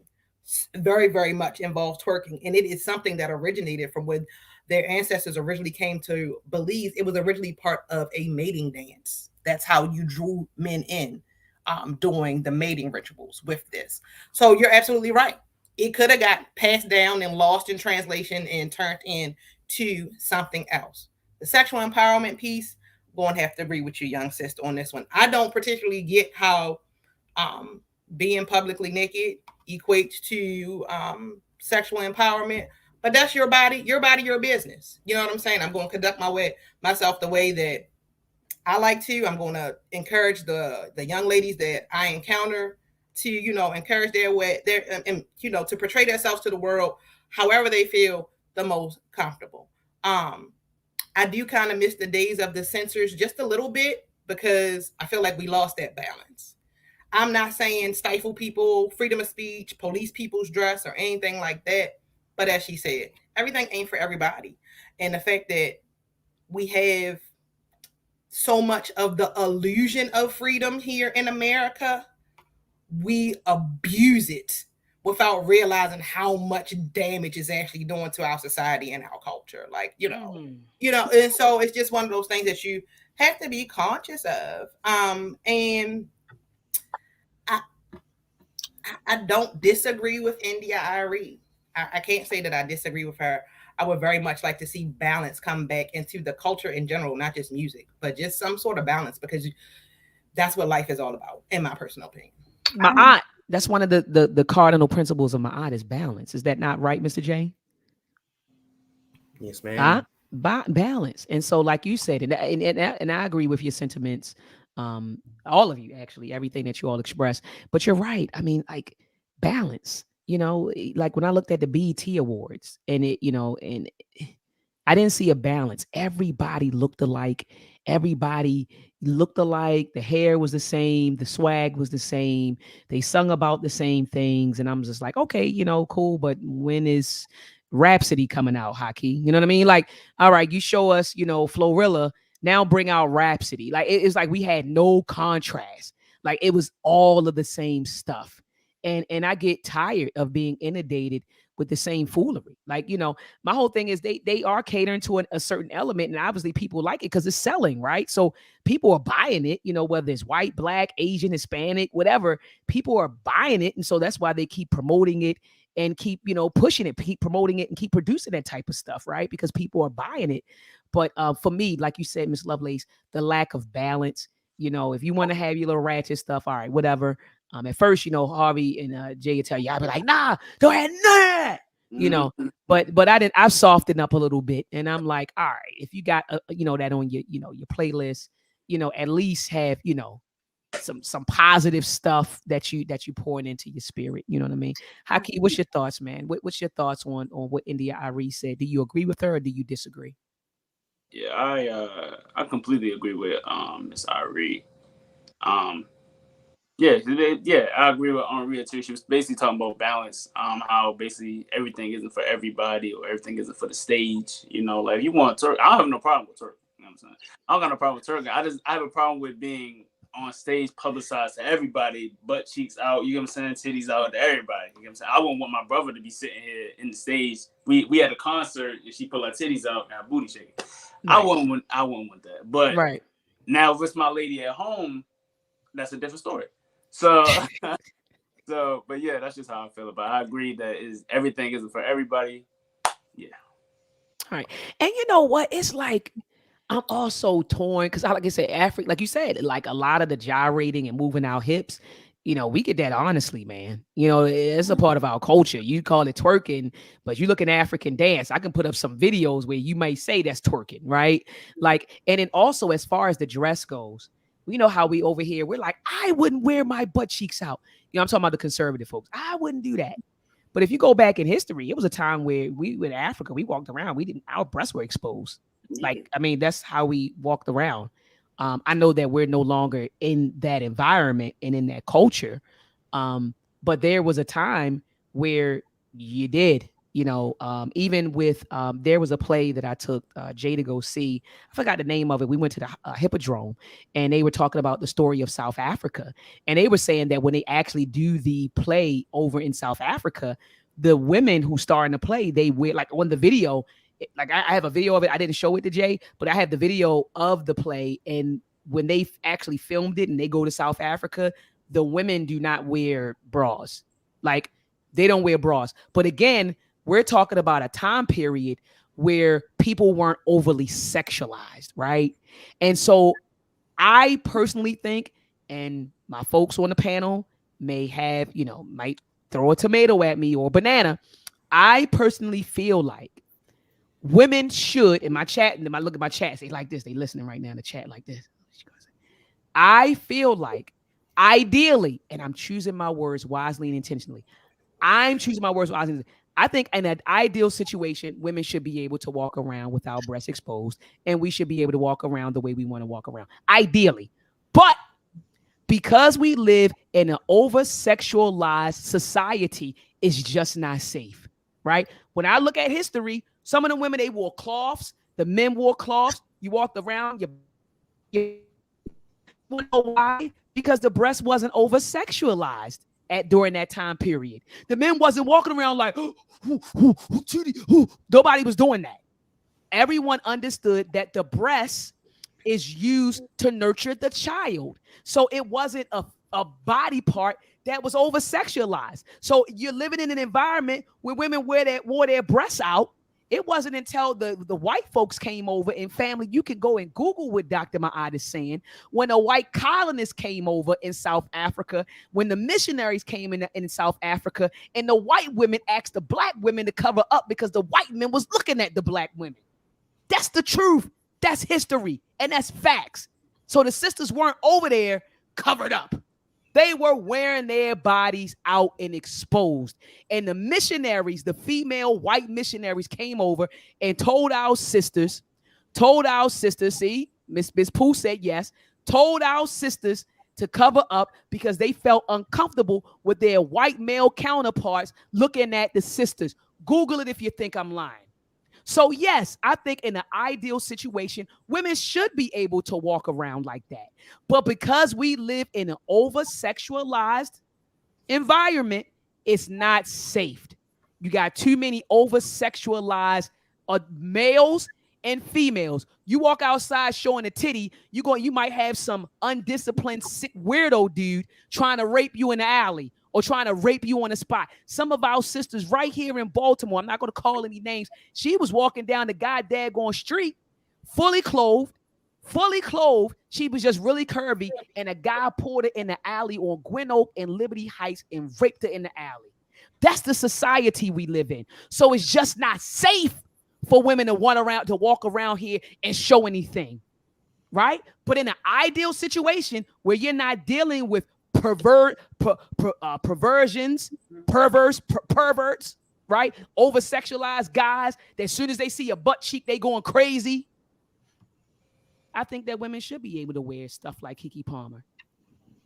But we're not in that society, right? We're in a society where people will hurt you. They will hurt you. And that's why I always encourage our sisters to cover up. Because you never know. You never know. You never know. So that's my only thing. That's my beef, right? And that's why I say, sis, you got to cover up. Sis, you got to cover up. Because it's for our safety right now. It's just not safe, for sisters to be out here showing your breasts, showing your butt. I know you want to do it. I know you feel like you should be able to do it. But in my opinion, it's just not safe. There are a lot of sexually undisciplined dudes out here, a lot of perverts out here, and they will hurt you. I've seen it. I had a friend, and that's why I'm speaking to this. She was my friend. She was fully clothed. She was walking down the street, pulled in the alley and raped her. She was crying, screaming. She left Baltimore and she ended up moving to Virginia with her husband and her daughter and never came back because her mind wasn't right after that. So anyway, Kadi, go ahead. I see you want to say something.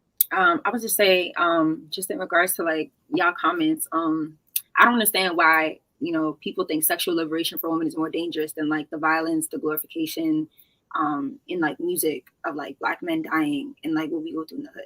So, to your point, Dr. Billy, what you said, I know people like my cousins and friends, they wear full on niqab, like they wear everything except their eyes and they're still getting sexually assaulted. So I think it's less about what they're wearing and more so that, you are not immune to, sexual assault. You're not immune to rape regardless of what you wear.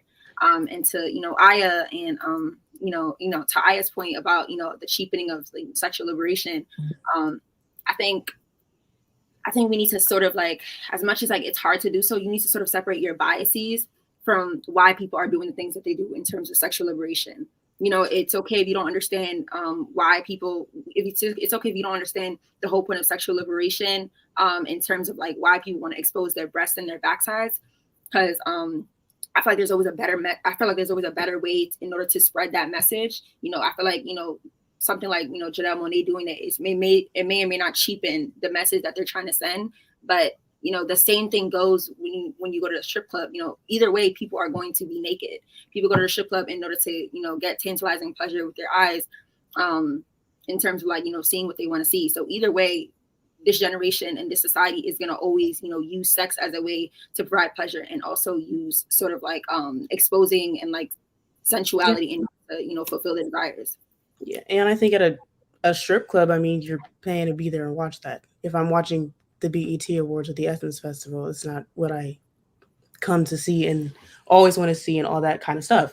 So I think that's why it comes back to time and place. And then to the point about, I'm Muslim too. I have plenty of friends, family, wear hijab, niqab, all of that.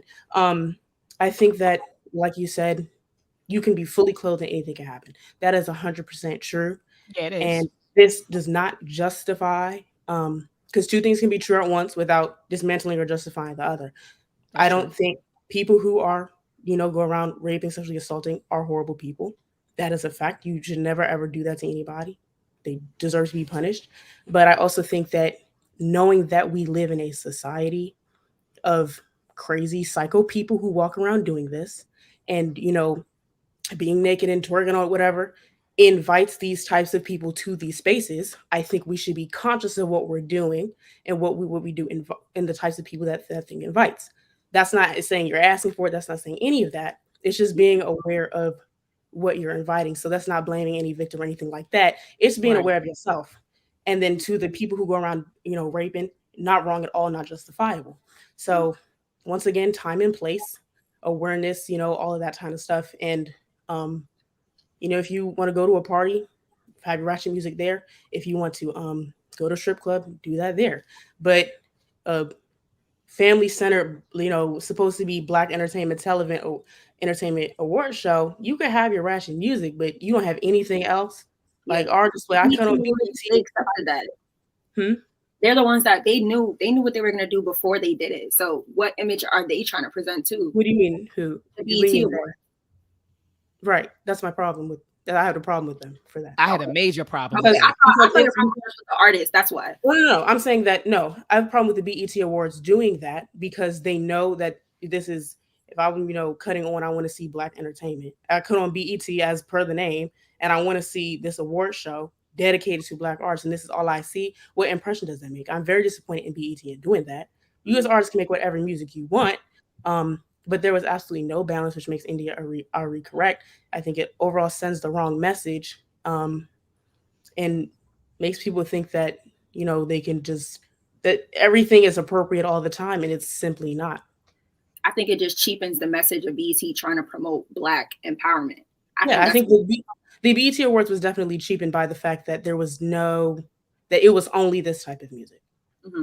Yeah, I think it was definitely cheapened by that, and it sends this wrong message overall. So I just no.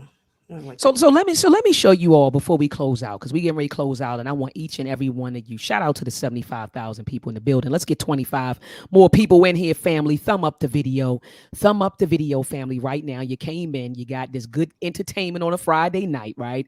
We in here chilling, chopping it up. 75,000 people in the building, so let's thumb up the video. Also, family, share this video. All right, share it on your social media. Go to Facebook, post the link. If you're on Twitter, tweet the link, family.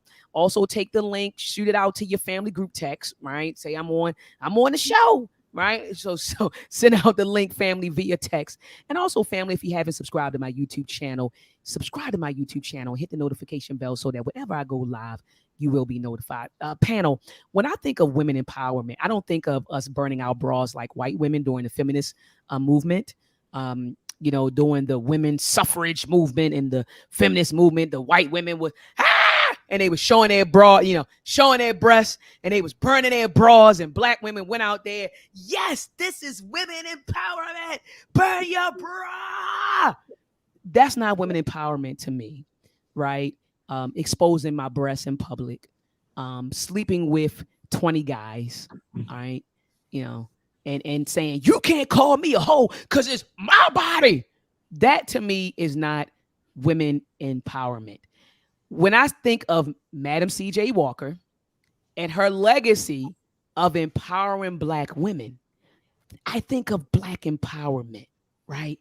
Like she literally, this woman, look at this. This woman, she put Black women on the map, and I mean, people say she stole the formula. She says she took it and modified it. Whatever, we can say whatever. But Madam C.J. Walker, during a time period where when Black women were domestic workers, right, or agricultural workers, Madam C.J. Walker provided them with a means of being business owners. She made a lot of women entrepreneurs, right? She had a conference where women got together and thought of new ways to market the formula, sell the formula. She made women business owners, business executives. That is women. That's female empowerment, right? Like not burning your bra, twerking your booty out, you showing your body off, and you talking about I'm liberated. No. What Madam C.J. Walker did back then, nearly 100 years ago, right? This woman empowered Black women by getting them out of the domestic homes. Before Madam C.J. Walker, man, we were scrubbing homes, white folks' homes. We were taking care of their children. And this is post-slavery. This is quote unquote emancipation. We were in there still babysitting white children, taking white children to school, still being maids, still being domestic servants for white women. And Madam C.J. Walker took black women out of that situation and said, look, here's a formula. We can start our own business. We can do this. And so she put a lot of black women on. That's black empowerment. Another woman that put black women on. Another woman that put black women on. This woman right here, Maggie Walker. This woman right here, Maggie Lena Walker. She was the first female bank president in the U.S. And if you read this, it says, look at this, putting black women on. Look at her board of directors, putting black women on. Let me keep going. She was an advocate for women, especially black women, and sought to hire more. Whenever she conducted interviews, if the women were qualified, she hired them. And once they were on board, she encouraged them to save a portion of their salary. The approach Walker took was that when each woman saved $50, they would be able to borrow whatever funds they needed to buy a home, start a business, or attend school. That's empowering women. Your ability to go out here and show your breasts and show your butt and sleep with a trillion guys, that is not liberation. What Madam C.J. Walker and Maggie Walker did for black women, that's empowering. Putting black women in a position to take care of their families, to take care of their children, to buy a home, to save money, to be financially free. That's black empowerment. That's female empowerment, and that's female in liberation. So I think this generation got it twisted. When they think that being liberated is based on showing your body. It's no power in that. It's no power in that. How's that paying your bills? How's that taking care of your family? How's that putting food on your table because you showed your titties? That's why OnlyFans was invented, don't you know? But no, and I will say I absolutely hear you and I agree with you. But Kaya, I believe that's how you pronounce your name. Is that how you say it? Kadi. I'm sorry, Kadi. So I don't want us to lose the fact that sexual empowerment is a part of empowerment. Now, the way that it's put on stage right now, it's not rolled up in the best package. I will say that, but it is very important because when women weren't sexually empowered, they weren't having conversations with their daughters about sex. They weren't talking to them about their menstrual cycles. They weren't letting them know what it would be like the first time you had sex. That sex is supposed to be pleasing to you. That is not just an act for the man to get some type of gratification out of. So I believe that sexual empowerment has its place in empowerment. I'm just not 100% on board with the package is wrapped up in right now, because like all things in life, like your career, like your love life, like travel, empowerment is a very personal journey. So for that child or that girl who may have been body shamed her entire life because she was too big or whatever, if she one day gets to a point where, you know what, I'm going to wear this crop top and I'm going to let this belly hang out, or I'm going to wear this mesh thing, for her, in her particular situation, in her particular journey, that might feel empowering to her to walk outside comfortable in her skin and not care what anybody else thinks. Again, that's not my personal way to feel empowered, but nonetheless, I don't want sexuality to be completely kicked out of the whole, everything that empowerment encompasses. I will say that. That's just my little 2 cents add on. I agree with everything you said. Just one day I did in there. Okay, yeah. And I appreciate that, your input. KC says sexual empowerment is for the home. So if you want to unleash the beast, right? You do that in your home, right? You got to be outside unleashing the beast. So can you just unleash the beast in your home, right? Do what you want to do. I ain't gonna put other people, I ain't gonna put some folks on the spot, but I know some people, they unleash the beast in the house. I mean, throw all kinds of parties, but I can't say that on the panel. My sons, but people do. They had their own little get-togethers, and they do what they do.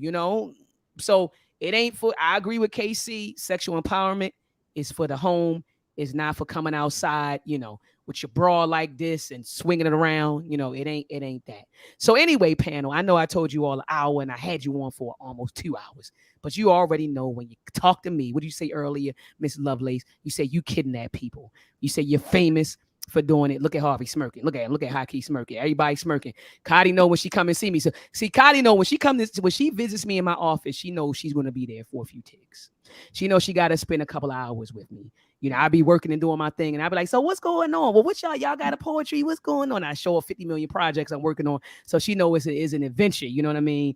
Jay know when he get kidnapped in hockey. Y'all know. So I do kidnap folks. I am. So, but I do appreciate you all, taking time out to come on, tonight and just share your thoughts and on this, on the Keke Palmer and her baby daddy drama, and India Arie, versus Essence Festival. So I do appreciate your input, and I love just hearing all of your perspectives, and hearing that some people say I agree and then some people say I disagree. You know what I mean? And so that was cool having this intergenerational panel on tonight.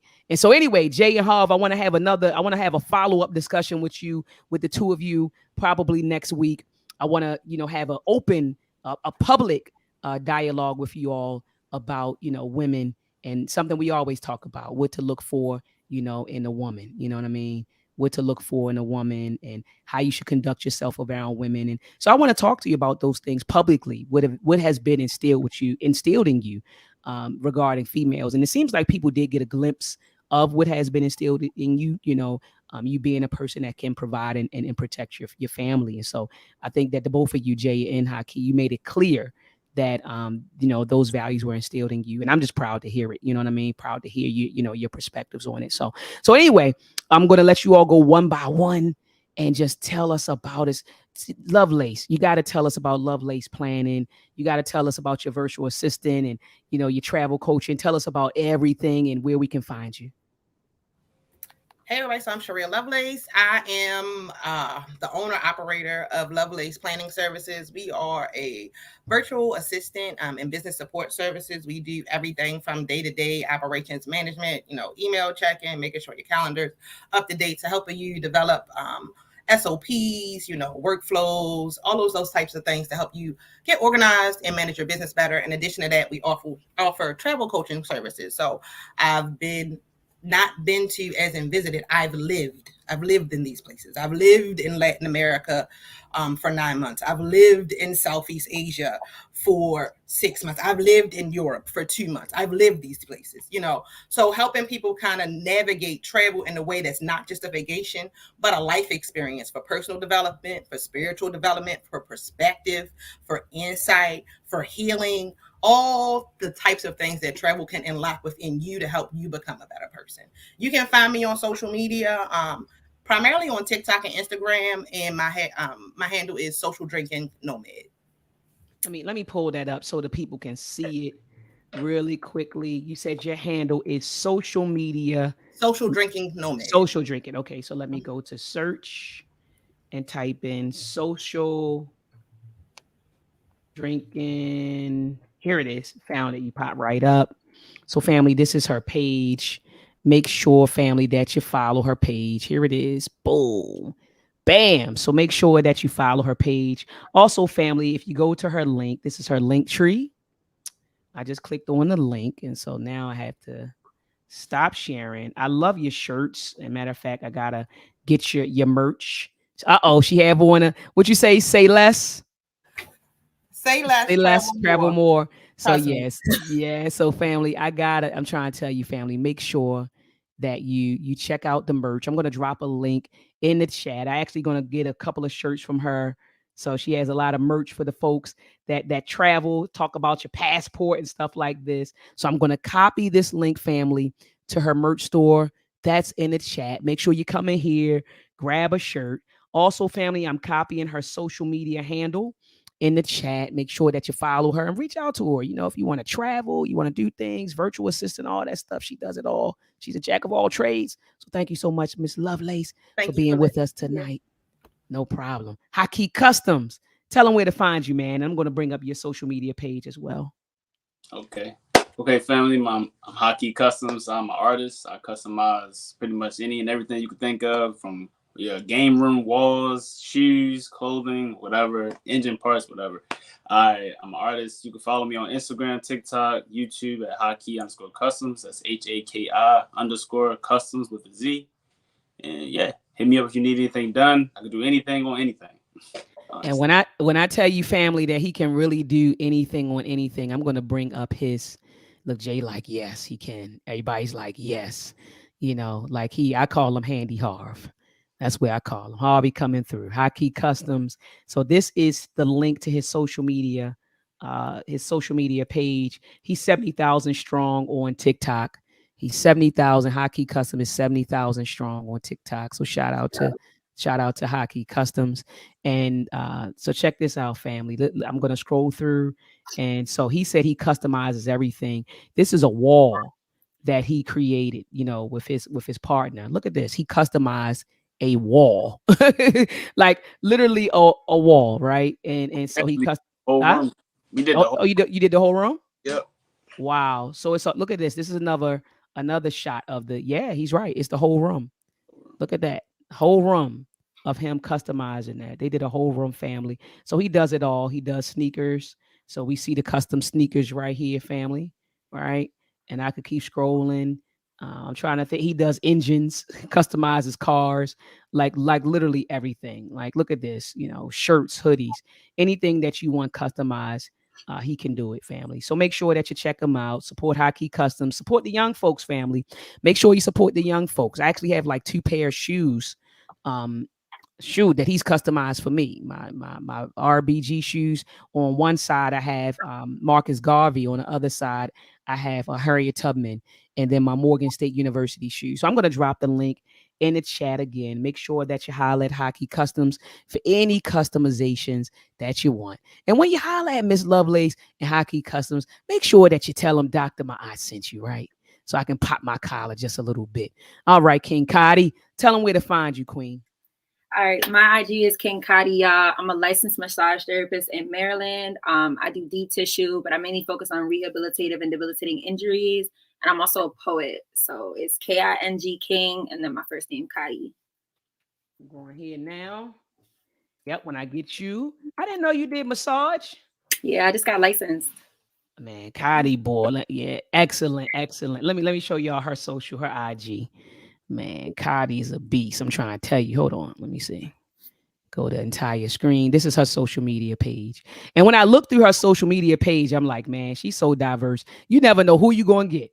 You don't know if you're going to get the conservative one, right? You don't know if you're going to get her. And then, like, look, then she come like this, like a warrior in the bush. She's so diverse. You know what I mean? So diverse. I love her whole page. I love this photo shoot right here. This is fire. I think this is one of the best ones right here. Like, in my opinion, like, that's fire.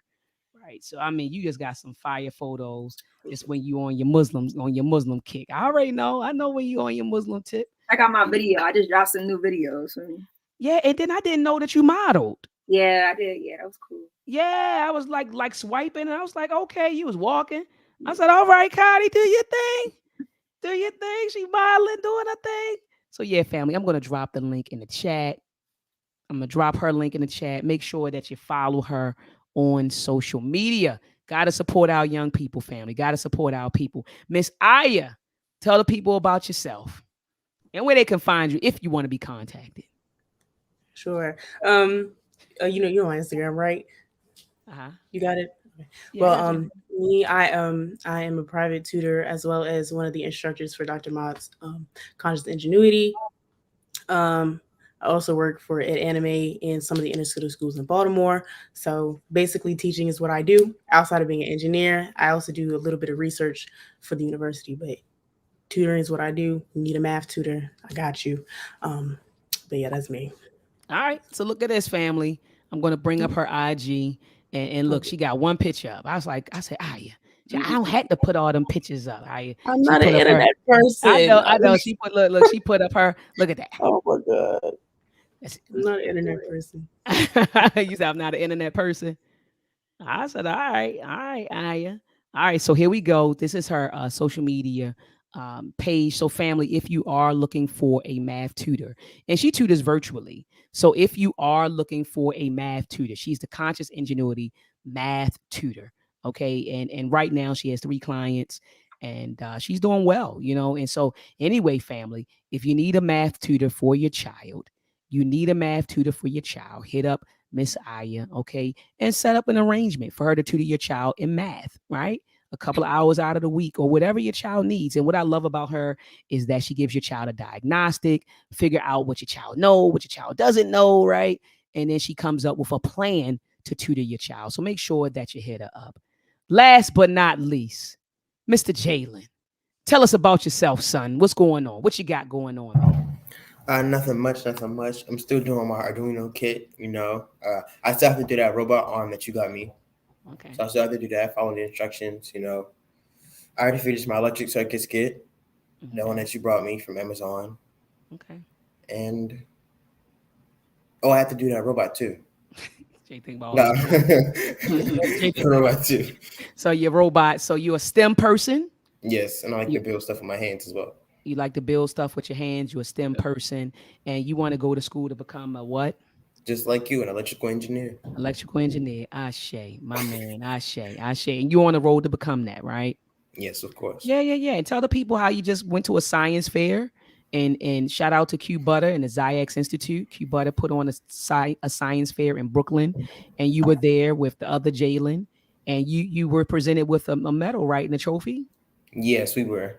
Okay. The medal, my first medal, my first trophy. It was. I felt proud of myself. Yeah, as you should be. And what did you get it for? What was the name of your project? Do you remember? Network security for a robust. A robust network security system. Nope. I think it was called a robust network for preventing cyber attacks. Yes, it was. Okay, and you all designed a network using a network simulation tool. Is that not? Yes. And you did a lot of research, didn't you? Oh, we did. On hacking and malware, right? And cybersecurity tools and network simulation tools, right? Yes. Okay. Yeah. So you got some stuff going on, and then on Monday, what are you going to start? Another camp. What's the name of the camp? Do you know what it is? UACI. UACI camp. Shout out to Baba, and let me share. Let me go here really quickly, guys, and I'm gonna let you go, y'all. I promise you. I just want to show them the camp that he's getting ready to start on Monday. Just like I gave everybody a visual, I want to make sure I give you a visual, Mr. JJ. So this is the camp that he's talking about and that he's going to be starting on Monday. It's the Uhuru Academy and Conscious Ingenuity Camp. Okay, it's the Summer STEM Camp 2023. Okay, and so he's enrolled in this. And so anyway, family, look at our instructors. You got Baba Amin and myself, the camp instructors. And so the camp is going to run for 2 weeks for 2 hours, 2 weeks for 4 hours from 9 a.m. to 1 p.m. And our children will be meeting virtually, okay, with Baba Amin and myself. Baba Amin will be discussing, or will be teaching our children about our history as it relates to science, technology, engineering, and mathematics. And then your child is going to spend 2 hours with Miss Aya and Mr. Chaz Padilla going over STEM concepts. And so the first week, they're going to cover cybersecurity. The second week, they're going to cover artificial intelligence and machine learning. And I'll be on there as well. In fact, family, if you're listening and you did enroll in the UACI camp, we do have an orientation tomorrow at 11 a.m. If you have not gotten your child in this STEM camp or enrolled, it's not too late. We did have a deadline, but Baba, he's like, look, we need a couple of more, if some more folks are interested in bringing their child in, he said he's not turning anybody away. All right. And so anyway, if you do want your child to start, you got to make sure that you enroll ASAP. Okay. All you have to do is click the link in the chat, click the link, and then fill out this little form right here. Not a lot of lines, right? Fill this out and do it ASAP because the camp starts on Monday. Panel, you were phenomenal. Thank you so much again for taking time out of your schedule to be with my audience tonight. All right. And I'll be calling you. You know, I speak to Aya. She and I feel like we talk, like we text and talk almost like every other day. Jalen, you're right downstairs. Ree, we just went out, chilled out, had a great lunch. I'll see you on Sunday. Harv, you got to slide through, come kick it with the old lady, okay? Of course, of course. All right, y'all. Peace and love. Peace and love. All right, peace and love, family. Thank you. Peace. Peace. All right, family. So you had an intergenerational panel on tonight with your sister, Dr. Maat, and it was fire. So, family, make sure before you get out of here, make sure that you share this discussion. Make sure that you share this discussion, family. Also, make sure that you thumb up the video, family. Thumb up the video. And also, last but not least, family, make sure that you subscribe to my YouTube channel. Hit the notification bell so that whenever I go live, you are notified, family. And if you already previously subscribed to my channel, go back and see if you're still subscribed, because I heard that YouTube is unsubscribing people. Like, the censoring of authentic Black voices is real right now. You got Vicky Dillard. She's getting blocked from different websites. Dr. Boyce Watkins, his page, his IG and his Facebook page was taken down. Like, it's a lot going on, family. You know what I mean? So I'm actually in the process of getting a website, a domain. I'm looking into getting one possibly next Thursday, where I can upload, my videos on there, and then also like any type of publications that I have. So you can go straight there. Like, if they were to take down my YouTube channel or any of my social media accounts, you would be able to go to this website and still be connected with me, right? Because I would hate for us to lose, connections, right? Contact with each other, because of this space that we're in, right? And someone decides to censor me. So I'm actually in the process of getting a website, and getting a website up to make sure, we can all stay connected. I don't like saying follow me. I think that we're connected, right? And I appreciate all of you for tuning in. I appreciate all of my supporters. I love all of y'all. I don't think you understand how grateful I am when you tune in to the show, when you comment, when I see a lot of familiar names. I feel like it's Cheers. Remember Cheers? When everybody knows your name. Because it's like I see a lot of familiar names in the chat. And then, people comment and stuff like that. And I don't think you all understand how truly, truly I'm grateful, how grateful I am when I see your comments, when you tune in, when you thumb up the show, when you share it on your social media and you tag me and you say, even when you all leave encouraging words, after the discussion, and you say, keep doing what you're doing. I read your comments and I take it all in. And I just want to thank all of you from the bottom of my heart, sending much love to all of you. Much love to all of you. All right, family. So we're going to go out with a song. I don't know if YouTube is going to trip because, it's copyrighted or not. I want to play it because this is the type of mood I'm in right now. I'm just in a real chilled mood right now. And so I want to play this. And if the live stream gets cut, who gives a F, right? We already finished it. It's over. All I got to do is go back into YouTube and erase it later on once it uploads and stuff like that. So I'm going to play it.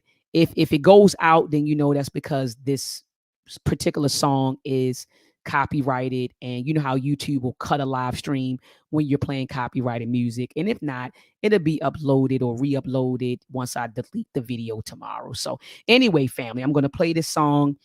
Make sure that you hit the notification bell. I don't know when I'm going to go live again. I'm not sure, but just hit the notification bell so when I do, you are alerted. All right. Peace and peace.